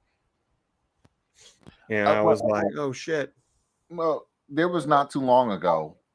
I was in fucking Walmart, the one right by the airport in Las Vegas. And there was an earthquake, but I don't think anybody fucking realized it. Like all the aisles inside Walmart started shaking back and forth like they were going to fall over tip. And then all of a sudden they just stopped. I mean, all of them. I felt a pretty strong one here in Reno. It was actually a couple of them, but I count them all as one because it was in like one evening, like within like an hour or two. We had something like it was like 13 in an hour and a half, whatever it was, because I started tracking it on this website and watching it. And I felt one of them. I was sitting on the toilet and I was upstairs, so the upstairs is gonna shake more. Everyone else was downstairs, and they even felt it downstairs pretty good. And I was all like, what the holy shit, there's an earthquake. And I got up out of the bathroom. And then Jenny came upstairs and was like, did you feel that? I was like, yeah, it was like a boat rocking up on the second floor. Like the toilet water was sloshing. It was centered somewhere around Lake Tahoe. I don't remember where, somewhere in the mountains up there. But we felt it, and there's a couple of them real quick too. Well, that shit, the mild earthquakes that you really don't notice. I mean, hey, looky there. Who's there? It's where the first earthquake I experienced was as a kid. I was living in Reno, and it just sounded like a fucking bomb went off outside. Like I don't think we felt it, but I think we heard it, and it was loud as fuck. Like I don't remember feeling it. I just remember hearing it. It sounded like a fucking monster was outside, or like a train or something. I mean, it was different. And then I felt a couple here in California. One of the coolest ones I felt was I was walking out of the house, and I looked over at my dog, and my dog like whimpered, made Rottweiler made like a sound or something, and I just stopped, and then literally a second or two later, the house started shaking. I was like, "That's cool." Pets can sense it, Yeah, dude. I was like, "That's fucking dogs cool." and cats will give you a warning. Yeah, right they before say it that happens. they can sense it, like Yeah. it about to happen. Oh, 100%. I knew something was up because of the way that she talked to me. Because I mean, that was not a normal thing for that dog to make a noise like that. With me just leaving the house, and then everything just started shaking, and I was just like, "Wow, that's pretty fucking impressive." You must have heard it coming or something. Yeah, Felt it, I don't know. I think it's like a frequency that we can't hear with our human ears, but they can hear. They can hear like the tectonic plates grinding against each other and shit. Yeah, my neighbor showed me this thing. It's called a ultrasonic dog trainer, and it's like a little handheld remote. And if you push the button, it's got like two little fucking like satellite dishes on the end of it, and it sends out a signal that you can't hear. But he says that he uses it on barking dogs. He says he even used it on my dog once, and he says like the dogs just go from barking to fucking like down low to the ground, and then they run away. So He's like, your damn dog's gotten it a couple times itself. Yeah, as we were talking about, but I just got my Rottweiler a muzzle, so we'll see how that goes. With I'm not going to keep the dogs separated. I'm going to make them be friends. Just be careful that the other one doesn't realize it and finally is like, no, they're both going to get the fucking muzzle. I'm not going to do that. I'm just going to both fucking muzzle them. Did you get yourself some gloves there, buddy? Something. How's your finger doing? It's still in a lot of pain. Not exactly sure. I hearing a lot of conflicting. How many reports. shots did they give you the day that you were in there? Shots, dude. They don't give me shit. I didn't even get any pain meds until I fucking got ibuprofen. They gave you no shots, and they knew it was a dog bite. They gave me a tetanus. That was it. That's it. So they gave you one shot. They didn't give you any antibiotics. They wanted to give me antibiotics, but the place was so packed. They're like, it's going to take a few hours to get you that shot, or we can get you antibiotics from the pharmacy. And I'm like, well, let's go that route. So yeah, I got amoxicillin, potassium tablets, and I got to take 2 of them a day for the next number of days. Yeah, I don't remember what all the pills were. But my roommates, it's not the first dog fight that we've had, and my roommate's been breaking them up for the past couple weeks, and his fucking hands are, because he puts his hands in the Rottweiler's mouth to get him free, so he's got a bunch of, like, she's fucking got him a couple times, but not as bad, but he, Yeah. Dude, because when I got mine, so I had to do 3 shots. There was, I think 2 in the arm and 1 in the butt, or 1 in the arm and 2 in the butt. I don't remember. But I tried to say no. And then I was like, okay, I'll do 1 of the 3. I think it was the tetanus or whatever. I think it was. And rabies. And I was like, okay, I'll do that one. But I'm not doing the others. I'll just take, because he said he was going to prescribe me antibiotics, 2 different types. I don't remember what they were. So I was like, okay, I'll just get those, and I'll be fine. And so the doctor comes back in. He was like 70, 80-year-old mean old man who came out of retirement because he was bored, right? And I asked him, I said, did he come out of retirement just to be mean to people? Like, because he heard that I refused 2 of the 3 shots, that I only took what I deemed as the most important one. And he comes in, he's like, okay, get out of here right now. You go find another doctor. You're not getting any scripts or nothing from me. Either you do it my way, or you find another doctor, because I'm trying to protect you. And he goes off on me, and then but then he tells me, like, I'm worried about you. This is about you getting, these are antibiotics you're saying you don't want to do. He's like, these are the most important things that you need to do in this, and you want to lose your finger, because I'd already told him no to a that I wasn't going to do the surgery and shit, and I wasn't going with anything he wanted. And so then I was like, fine. And I did it. And the girl gave me the other shots. And that's when she was like, yeah, he came out of retirement because he's bored. I was like, he came out just to be mean to people. And he heard that I said that about him. And he came in afterwards. He's like, I'm sorry. I just don't have patience for people that try and act like that they know better than me when I've been doing this a long time. And I was like, I get it, but he put me in my place because it was the opposite of what Rhino got. Like he told me I wouldn't even have gotten my pills because he said I had to get these antibiotics into me with a dog bite like that. Like these were really strong, the kind that like make you sick the first few hours you take them. Gotcha. Yeah. No, these antibiotics aren't bad. Yeah. Well, I mean, they're doctors. I'm not a doctor. I just know with my experience, because I wish they would have said, well, you can leave. It's going to be a couple more hours. I'd have been like, see ya. I'm out. But because I was freaking out at first, like, are you guys going to have to give me like 20 shots in my stomach? Because back in the day, it was some crazy amount of shots in your stomach. Yeah, for rabies. That's for rabies. Yeah, that was rabies. So now it was one shot that was, and I think it had like tetanus or something else. It was one shot that covered like a couple of things for an animal bite. So it was, yeah, because you get that shit injection is what you got. Fucking them licking their asshole and then biting you. So that's probably why. I got a fucking shit shot.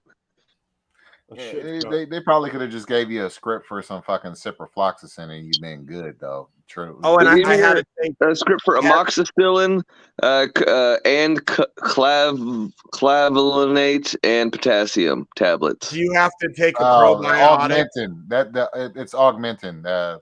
Potassium clavulinate, whatever. Yeah, I don't remember what they gave me, but it was two types of pills, the antibiotics, and they one of them was like a really, really strong one that I actually had to take like a probiotic because one of them they were like what kills everything, and that was like I had ones that I had to do like 3 times a day for like a week, and then those ones I had to do like once a day or twice a day. It was like a bigger pill I had to do like once or twice a day. Those ones made me nauseous every time I took them too.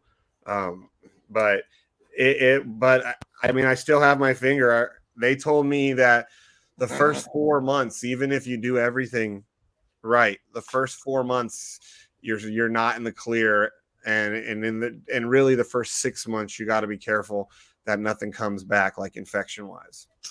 Oh, okay. You lose your finger. You can lose your finger, your hand. Like that's what they were trying to tell me. Like I should just do the surgery because when they do the surgery, they also go in there and clean it out, but they can also introduce something new. Yeah, I'm gonna see how it heals before I do the surgery. Wait 2 weeks to take this stupid thing off.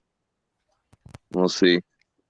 But I mean, my finger I think is straight in there. You know what I mean? So I mean, it should be fine. Well, at least some part of you is finally straight, huh?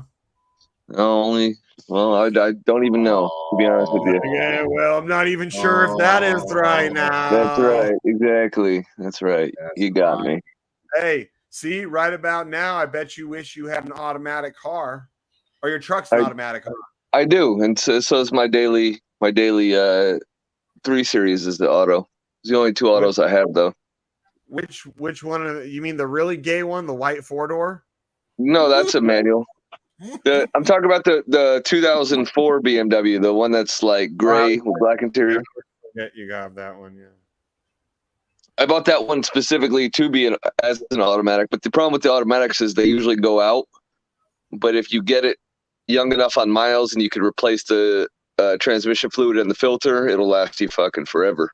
So I did that immediately when I got that car. Did the transmission and the differential. Automatic transmissions like back then versus like now is night and day though. Like back then, yeah, like automatics sucked. Nowadays, they're so like Porsche's PDKs. they are so amazing. It's mind Yeah, blowing. but you still can't go 150,000 miles without changing that fluid. No, like they say you can. I wouldn't try that anyways. And you know what happens to an automatic when you do that, right? When you let it go a long time?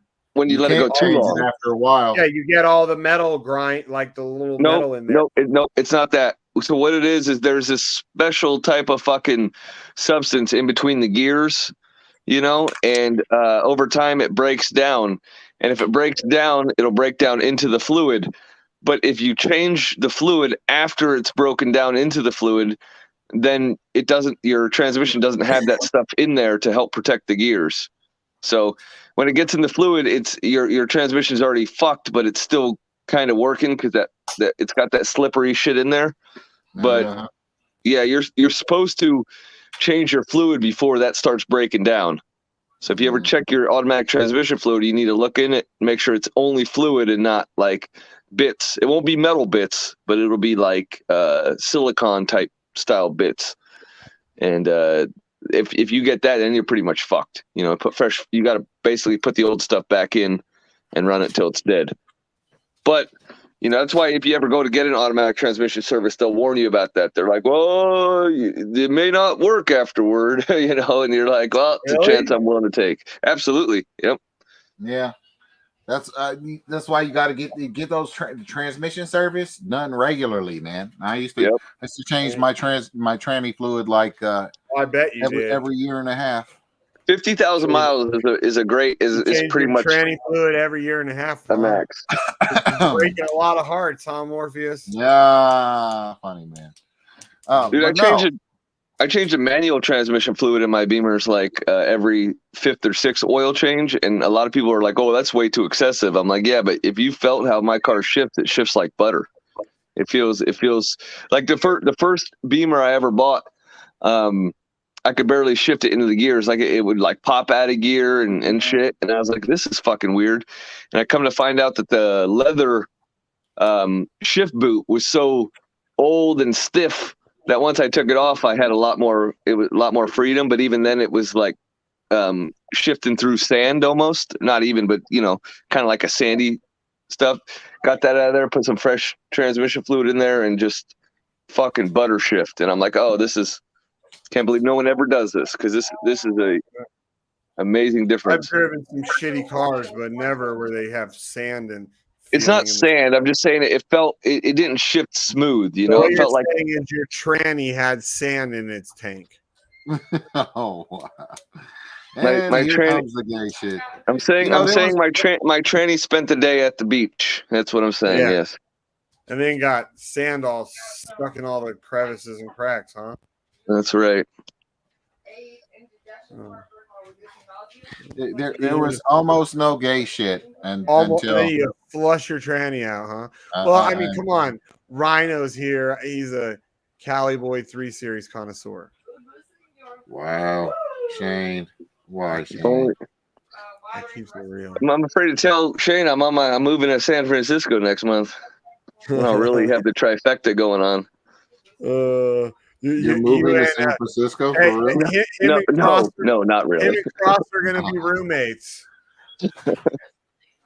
They'll have the EV and the crusty old Beamer out front, dude. And like him and Cross will be in heaven. And then eventually Cross's girlfriend will find out that they're secretly lovers by looking at their cars, and she'll figure it out. Isn't that where on the episode of South Park they moved to where they had those glasses and they were like smelling their own farts and shit? Oh God! Oh fuck, my head hurts so bad. Yeah, it was fucked up. Hey, I'll be back in like 20 seconds. So I gotta go grab my plug for my laptop. Your dildo? Gotcha, buddy. He's gotta go get his plug. He's gotta go get his plug, his butt plug. He's gotta get that in there. That's a gas powered kickstart. I don't fuck around. I ain't no pussy. Very gay, Shane. Very gay, buddy. Yeah. So. Yeah, my hand fucking hurts like hell, though. Tell you what. I can imagine, bro. Can't believe it. You'd think it would stop hurting after a couple days. No. No. No. It'll probably stop the hurting because it's a warning symbol, a warning sign for your body. It'll probably stop hurting. I want to say when it's completely free of all infection. It's probably not really infected right now. It's just your body's fighting what's there. Plus No, the antibiotics are helping you. It's broken. I broke my pinky bad. I think that's why it's hurting. I don't think it's the infection. The dog snapped my pinky fucking in half and almost ripped it off. So, man, you're a very nice guy there, Eric. I tell you, my Asian blood kicking in. I say I can make a dog. Believe me, I was there. I mean, I love her, but we've had her for fucking like 6 years. She's the sweetest dog in the world, and I know she doesn't even know what she did. She has no clue that she even bit me.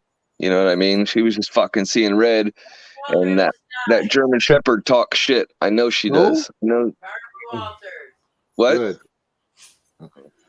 She felt it necessary to interrupt us and tell us that Barbara Walters just died. Barbara Walters? Yes, Barbara Walters. Barbara Walters. Barbara Walters. Oh, she was a very famous. Very famous. Oh. She sounded, she was like a female version of what's his name? Elmer Fudd. Barbara Walters. You ever watch Donut Media videos on YouTube? Yeah. Yep. Donut.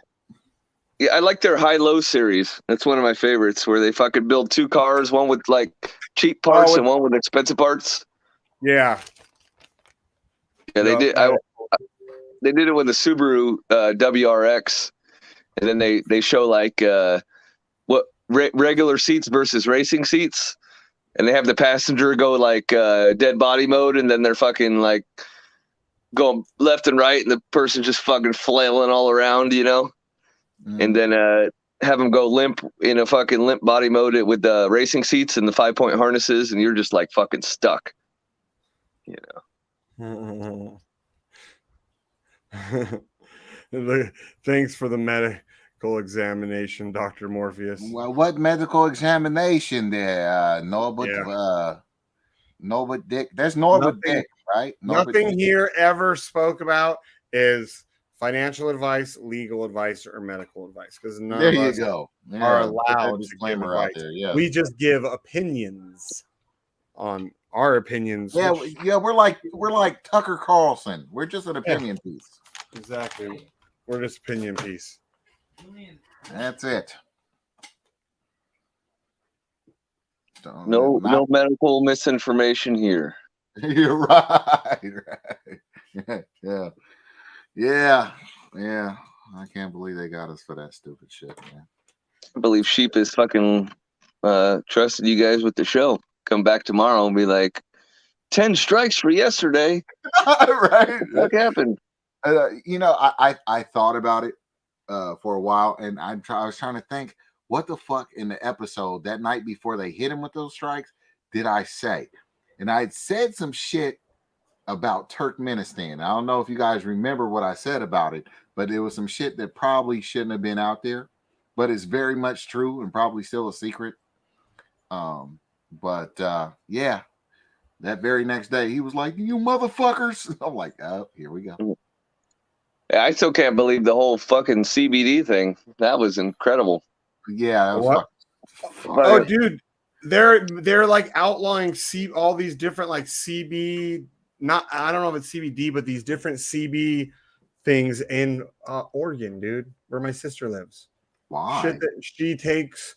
It's not THC. Right. It's some other CB something or others.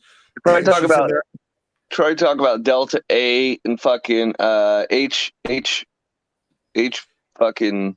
Is there CBH or something like that? No, there's HHC. Maybe that's one of the things, but they're outlawing this stuff, and she's like, so they decriminalize like meth, heroin, cocaine, like they've decriminalized all these drugs, and then they're gonna make like these they're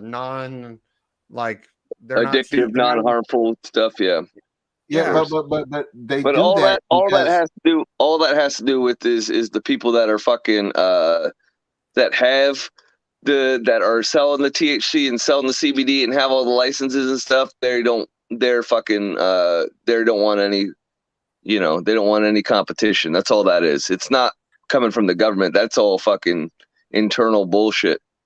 Really? It's crazy though, from 100%. like Oregon being such a liberal state and so like, I mean, they're extreme liberal on a lot of stuff, like normally like drugs. Like if you get caught with, hardcore drugs nowadays, it's decriminalized. But then they're gonna make it like, because my sister said she prefers to do something like that over like some sort of pharmaceutical for her anxieties or to help her sleep with her PTSD and all this. And she's a nurse, so she doesn't like taking pharmaceuticals. She has to give them to people all day long. Right. She takes a lot. My sister takes a lot of shit already, so she does whatever she can to not take them when she can, and use more natural stuff when she knows she can. You want to go outside? Shit. We still got 6 people watching. Yeah. Not a bad show.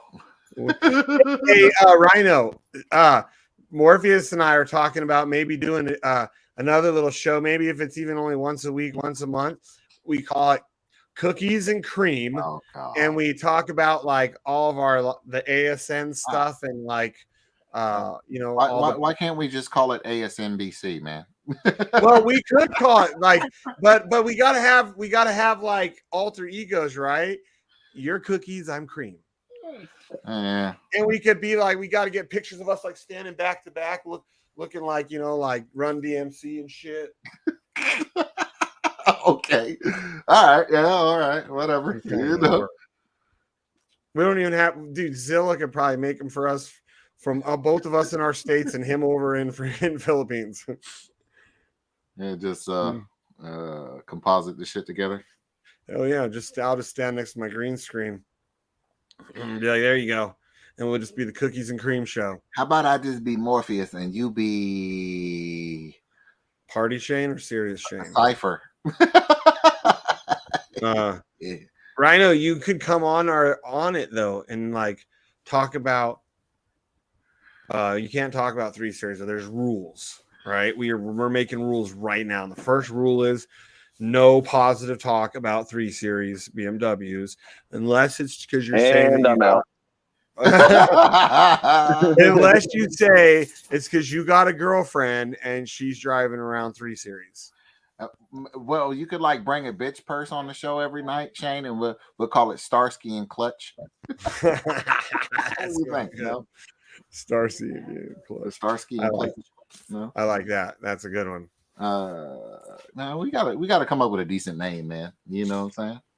If we can, the ASNBC, if we can come up with a real good like thing to call it, then it would be cool.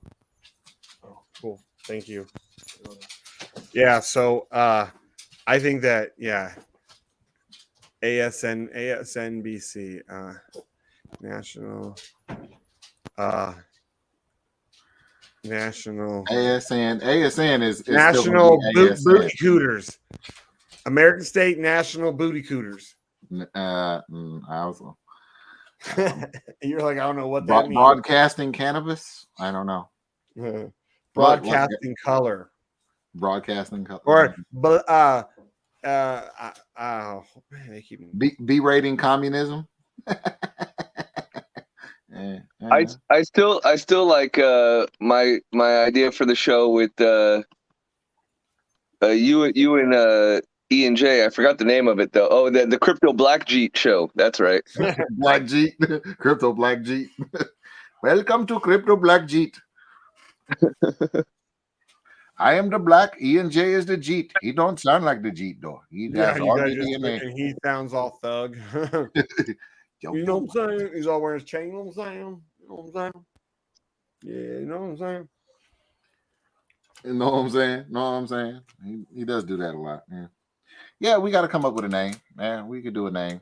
And all we need is some thumbnails. We're going to need, of course, fucking StreamYard shit.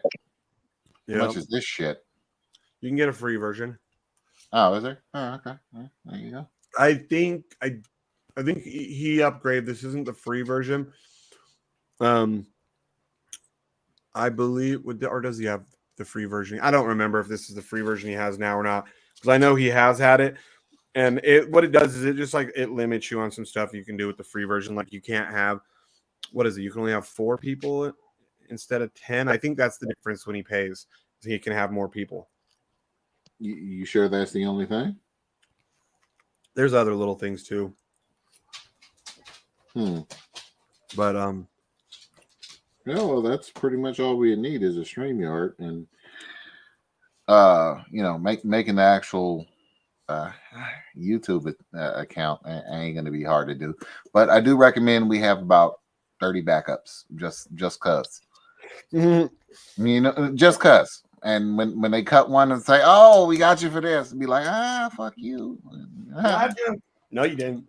Channel number 2, bitch. ASN BC. What can we? What could that mean? Or ASNNN. ASN. You guys can call it AS. What is ASM? Where you whisper? Oh yeah. Just whisper the whole time. Slow sounds. Guys, we want to tell you how to get your rights back. Okay, so go grab yourself some popcorn, maybe a notepad, and tune in because you guys are about to learn a lot. Hey Shane, could you tone it down a little bit? That is a little triggering. Okay, this whispering shit's got to go. You're creepy. Hey, dude, my last video I ever made on YouTube when I was making YouTube was an ASN video that video is what, and I was like, I'm done with YouTube because it was like ASN, but I was making fun of it like I did with everything. It was like the twins and I wasn't in any of my characters. I was just me in that one. Because sometimes I would do me, just be me, and sometimes I do characters. And I did it, and we were doing this. It's like jalapenos. It's like this challenge that the kids were doing. Like you take a jalapeno, you cut it out, you fill it with cream cheese, and then you stuff Takis in there. So it's like hot on hot, and then you just, but then like the crunchy, and then we were like, oh my god, it's so good. Like exaggerating. And until you're on the toilet crying. No! Why did I go? Bro, have you seen Monster Max 2?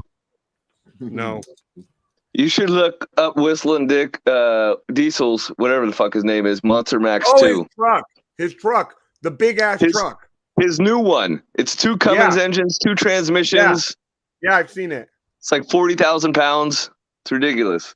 Dude, he just bought another YouTuber I watch is Bugatti. Did you see that? Yeah, I watched that one. Well, he didn't buy it, but he was thinking about buying it. I thought he did end up buying it. From Hamilton Collection? I mean, I don't know if he bought it, but the video said that he was thinking about it, or he probably would, or whatever, but it didn't necessarily say. I think Hamilton Collection dropped one saying that he did buy it. But like that, dude, you're just filthy rich from YouTube and like the YouTube. I mean, but the Hamilton Collection guy was wealthy too from his rim company before YouTube. But they're just like YouTubers, man, just like selling multi-million-dollar cars back and forth. Like, you want to buy my Bugatti? Welcome to the American State National Broadcasting Center. Today we have Shane Dizzle, Joseph Smith, Eric, aka White Rhino, and of course the asshole of them all, Mr. Morpheus. And then we say the rules, as always, is there's no talk about BMW 3 Series unless you're making fun of a man who drives one, or you're talking about how your girlfriend got a new one, right? And then that's every show. And then Rhino just goes click, and he signs that. That's like his whole part. That's just his role. Damn. What do you think about this? A Melbourne fireworks store just went up. Looks pretty crazy. Yeah, you could look it up. Massive explosion at Melbourne fireworks store. I don't see the massive explosion other than like every firework in the place going off. But well, you got to think if it blew up and if it went further than a boomerang does, they're like, holy crap. Yeah. They don't got anything that goes much further than a boomerang in them parts. Yeah. Boomerangs and didgeridoos. You know what our intro could be, Shane? It could be Prince and Little Corvette. I guess I should have known by the way you parked your car. Yeah, I'll put it in the chat if you want to take a look at this. Oh, play it on the stream. It's pretty cool looking.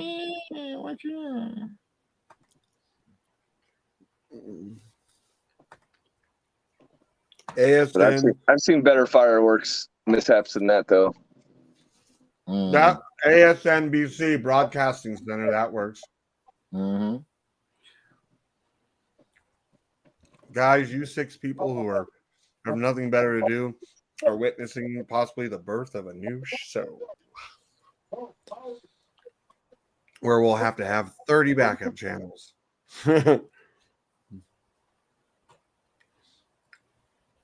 Because I bet you if we did, we could get other people on it, dude. Like, people maybe even possibly eventually get people from our states to come on and talk.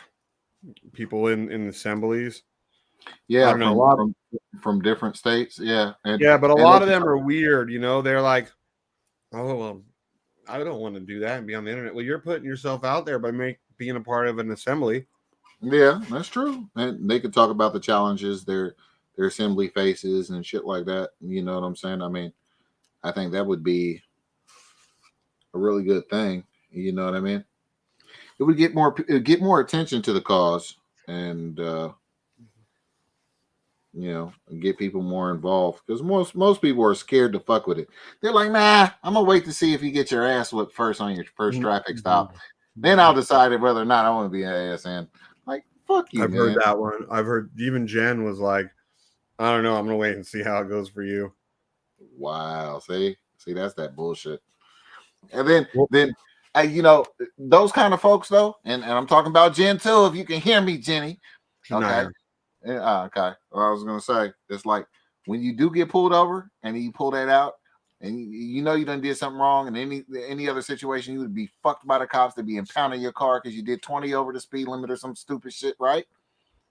You pull that card out and they start kissing your ass, and then you impress this motherfucker that was all skeptical and shit, and they're like, yeah, I really want to get involved. Like, nah, you had your chance. Fuck you. You had your chance. Yeah, it would be. I mean, it would be cool to have like active duty cops involved in it for the legal aspect of it, to train the other ones. Like, but I from what I've heard is a lot of times when guys are like start to really learn about this and get into it, if they are active like law enforcement, or if they're like current they got lawyers, they are. Yeah. Or they'll leave their jobs because they're like, holy crap. Like, there is some there's a lady, what's her name, Sarah, maybe something like that. She's like famous, and she's like a lawyer that is helping a lot of the stuff we're doing. Okay. I can't remember her name. Well, the bottom line is this, okay? A lot of the shit that's gone on for a long, long time has been fucking treason, dude. I mean, you can't call it what it's not. It's treason is what it is. You're exchanging rights for privileges, stupid shit. You know what I'm saying? And it's like, well, you got to pay your fair share. I got to pay my fair share of what? Okay, look, it's not tax dodging. If you're willing to pay for those 19 enumerated services, then okay, that's fine. Cool. But all this other bullshit, sending money over to to some company called Asia and all this stupid shit. Did you see that report yeah, I'm not sure if it was Tucker or who did it, but yeah, you know, they just write these fucking shit into their bills where they're giving money away like a motherfucker, man. We got no business in Ukraine. You know what I'm saying? No, I agree. We just need to worry about our own people before we're worrying about Ukraine or anybody else. Mm-hmm. But hey, you know, somebody like Moonwalker is going to say, "Oh well, that's very narrow-minded. That's very short-sighted." Is it though? Is it though? Is it really? Really? No, I don't want to get too political. You know, when we're spitballing here about this shit, but especially not on Sheep Show. No, but I'm saying there's a lot of shit that needs to be talked about. You know, and now we typically don't involve ourselves in the politics of that other country that lives on, you know, that lives, you know, virtually on top of ours, right? But but there's some fundamentals that probably need to get touched on a little bit. And getting back to, well, what the founding fathers envisioned, right? You know, I mean, within reason, you know, separation of church and state, separation of family and state, you know, because right now, your family isn't sovereign. You marry the state, bro. They got a U.S. patent on marriage. You know that, right? You saw that one, right? I've heard that, but I haven't looked into it. Oh, yeah. Yeah. They have a U.S. patent on marriage? Yeah. What? Yeah. How can first of all, how can one country do that when there's many countries out there? What about the rest of them? Well, they're not worried about outside of the U.S. They mean within the U.S. You go, you surrender jurisdiction over to blah blah blah. Your two legal entities that you don't even know exist, you think is you, are getting hitched together.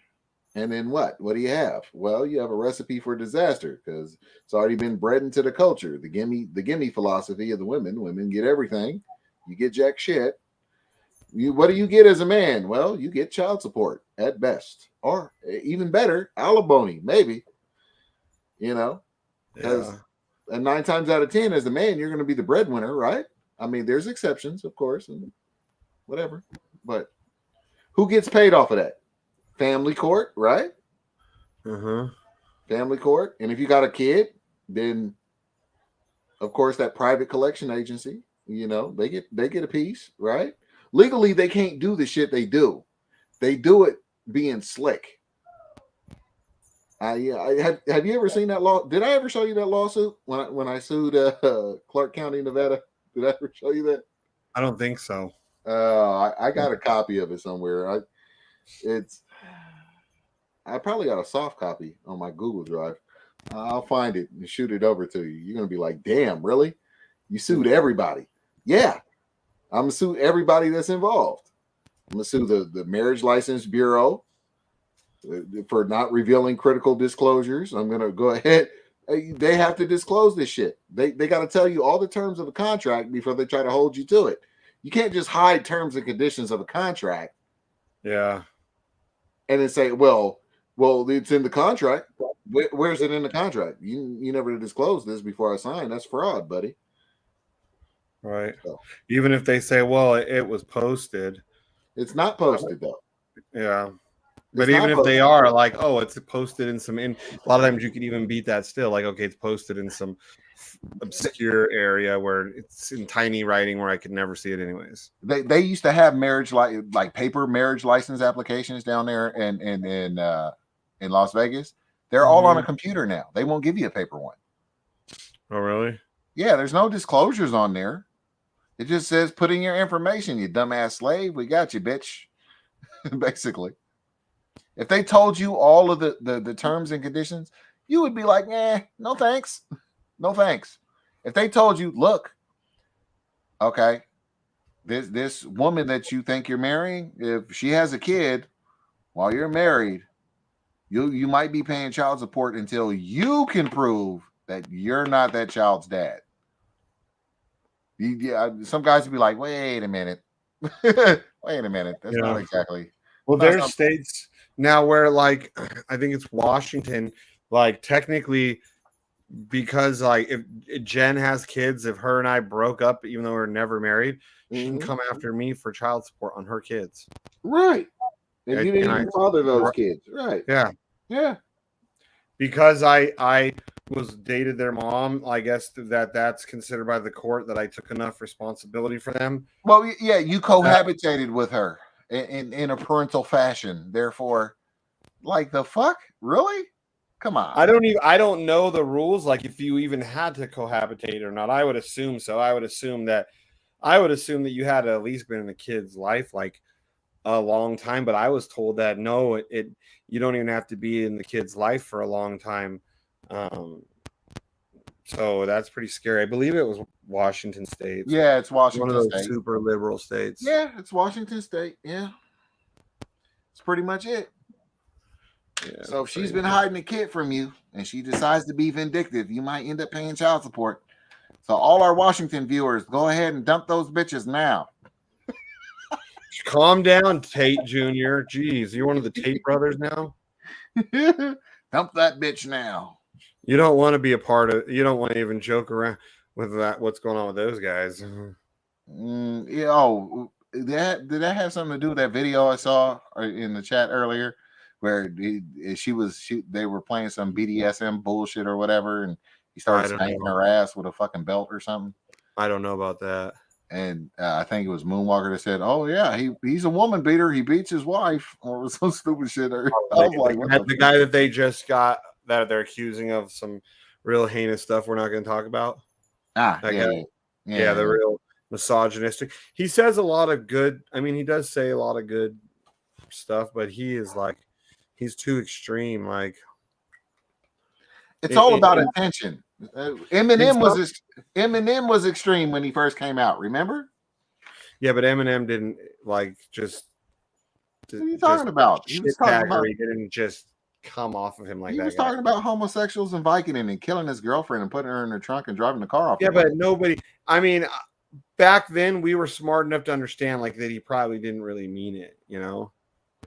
I mean, maybe some people took it serious, but I knew that it wasn't real. You know. Nowadays, could you imagine if and he's all woke now too. Eminem used to be so good.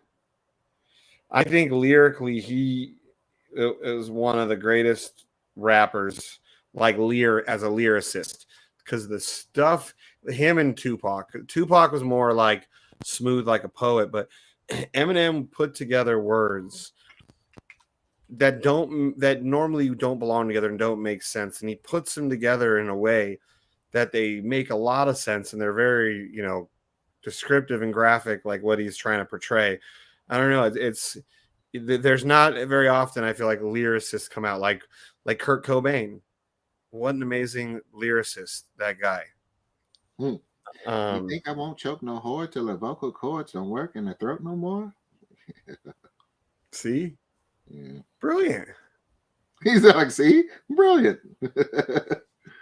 I mean, even though he was very angry back when he was younger, I always just saw it as, it's just part of his act.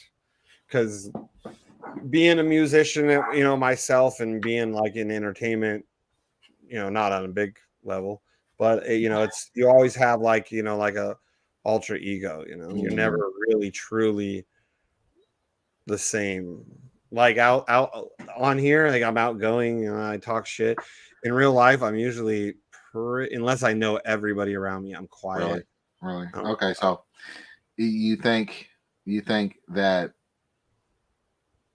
the stuff that was put on his Eminem's first album, his blow up album, whatever, forget which one it was. Marshall, might have been the Marshall Man. Either way. I think it was. Yeah, but I'm just saying, like, how about him making fun of ICP? That whole violent J, don't be violent with it. Oh yeah. You remember that? Yeah. Okay. Oh yeah, because back then I also liked ICP. Okay. You're like, I knew I could smell some old white trash hidden in there. But I'm saying there was many things in there. You know what I'm saying? Just the two of us. And then he talked about, you know, him killing his ex-wife with his baby, letting the baby play with the corpse. You know, stupid shit like that. But I never took that seriously personally. I mean, I'm sure there are people out there that are sick, mentally ill that took it seriously, but I think it was pretty obvious that like the dude was obviously like you got to be a little twisted in your head and to come up with that stuff. But man, he was a lyrical genius with. And then when he started his like open hatred towards, I don't care if he hates Trump or not, but to like make like go out of your way to tell people too, if you support Trump, I don't want you as a fan. Come on, dude. Did Eminem say that? Yes, Really? he did. Yes. You know why he said that? Because he's a Trump hater. No, because he's a fucking Luciferian, bro. I believe it or not. Yes. He probably kicks it with Hillary and they dance naked and eat and drink blood and all that shit. And I'm not being I'm just saying it's cool if that's their religion, whatever. They want to be radicals and you know they hate the vile multitude and all this. Yeah, okay, good for you, motherfuckers. Okay, so what is he gonna do? He can't support Trump. He don't believe in that. He's got to stay with his crew, man. It's that gang mentality, right? Well, I'm not justifying anything he does. I'm just telling you what he is. Trust me. You think I was happy when I, put two and two together? Come on, bro. Oh, I liked Eminem. I was, or even Snoop. Snoop got all like he made a video where he basically insinuated that he killed Trump, like, and there was like a toe tag on the guy and shit. Like, I really don't care if you like a politician or not. Like, I don't want to hear about it in your music. Unless that's your thing, like you're a political rapper. Like if you're Rage Against the Machine, I expect it. They had to do that. They had to do that shit. Trump was gonna get them all. Remember, he had a motherfucker scared. David Spade was scared. Like every last one of them motherfuckers that were scared of Trump for a reason. They were scared of Trump for a reason. There was something that they did on tape that the cabal has to manipulate them and control them. I can almost promise you. I don't know what it is or how twisted it was. Maybe they just ate a little titty. I don't know. I really don't care. But I'm just telling you, it was something there to where they were scared and they had to stick with their crew. Oh, yeah, fuck that Trump dude. Yeah, he's crazy, man. And I'm leaving the country. Bye. Yeah, none of them ever left. You leaving the country? Trump, bye. The fuck? Why are you still here? What, you don't remember all that shit? All the Oh, I do, and none of them left. Hollywood actors. You don't remember that shit? Yeah, we're all going to Canada. Bye. Justin Trudeau's waiting at the border with blackface. Enjoy. Yeah, right. Seriously, enjoy that. Yeah. But yeah, I get it. Okay. So you didn't like somebody coming in there cleaning out the swamp. All right, well, whatever. Yeah, I but get it. He didn't do it the best way either. He did it the way like someone like I would have come in and done it, which is not the best way.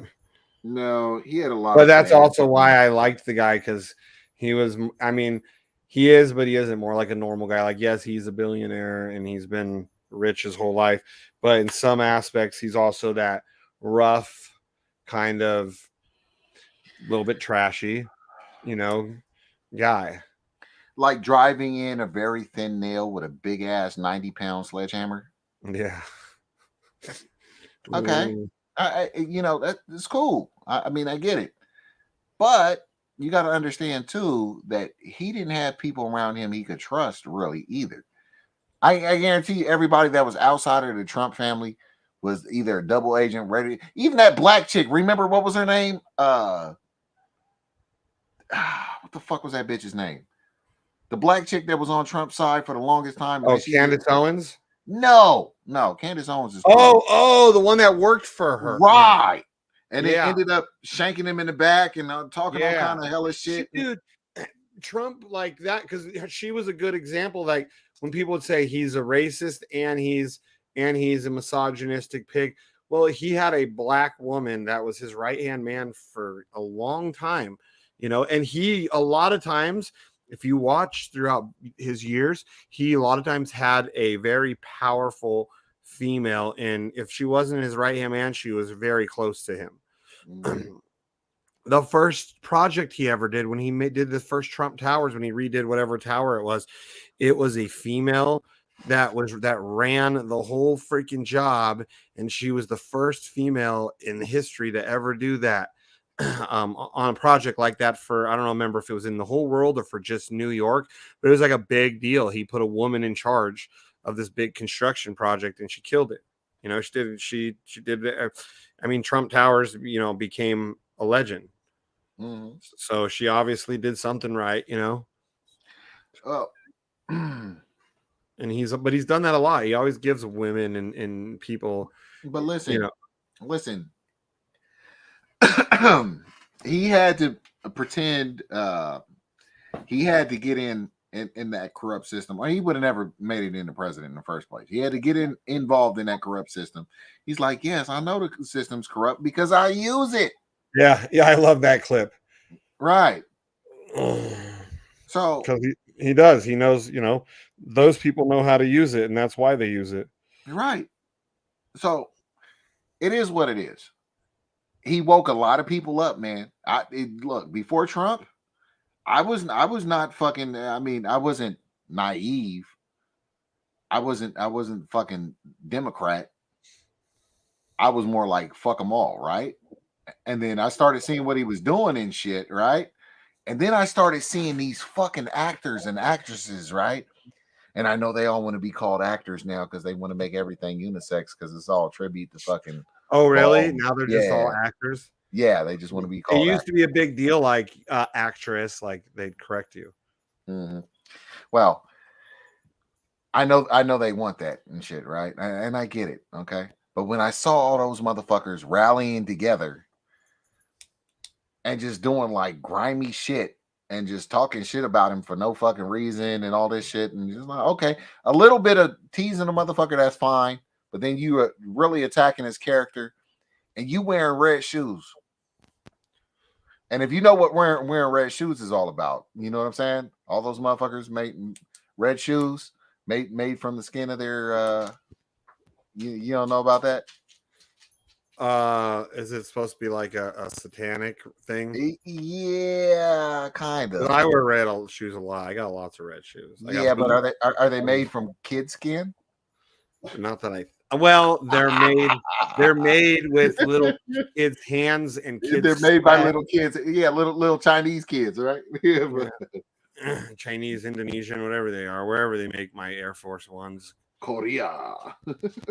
Like, I hate wearing Nike products because I hate the fact that they're so involved in politics and the politics I don't like.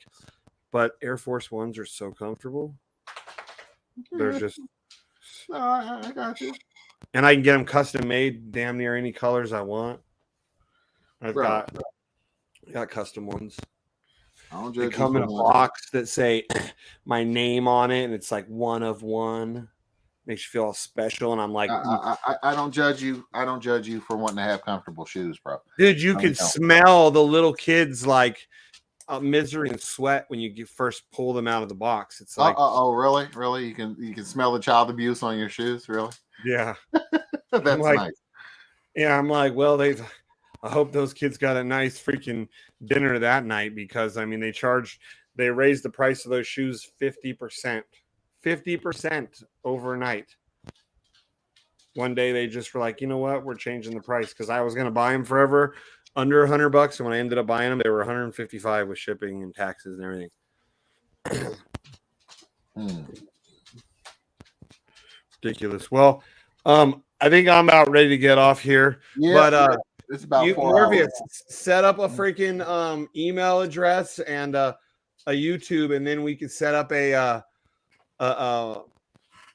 StreamYard to that email address and shit, and we can both have access to it. But I think ASNBC is good. Okay. ASN Broadcasting Center, you know? There you go. Joseph Smith, you're gonna have to come on the show, dude. Yeah. Yeah, no. You can't be doing this avatar shit all the time, huh? Yeah. Yeah, dude, it took us like years to get him to even talk at all in the voice chat. It was like literally years.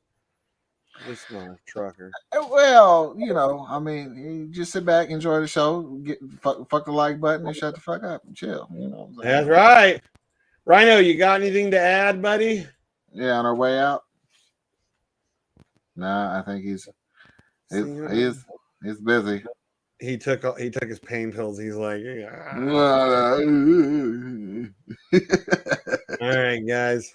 All right. 5 minutes left. Thanks for watching. We'll see you. We're out. Win, Lambo, yellow, Lambo, win, Lambo, yellow, Lambo, win, Lambo, yellow, Lambo, win, Lambo, yellow, Lambo, win, Lambo, yellow, Lambo, win, Lambo, yellow, Lambo, win, Lambo, yellow, Lambo. Shooting to the moon, And go. I wanna pom pom pom. You wanna pom pom pom. She wanna pom pom pom. You wanna pom pom. I wanna pom pom pom. You wanna pom pom pom. She wanna pom pom pom. You wanna pom pom. Let's go get pom pom pom. You wanna pom pom pom. She wanna pom pom pom. You wanna pom pom pom. You wanna pom pom pom. She wanna pom pom. Lambo, yellow, Lambo, win, Lambo.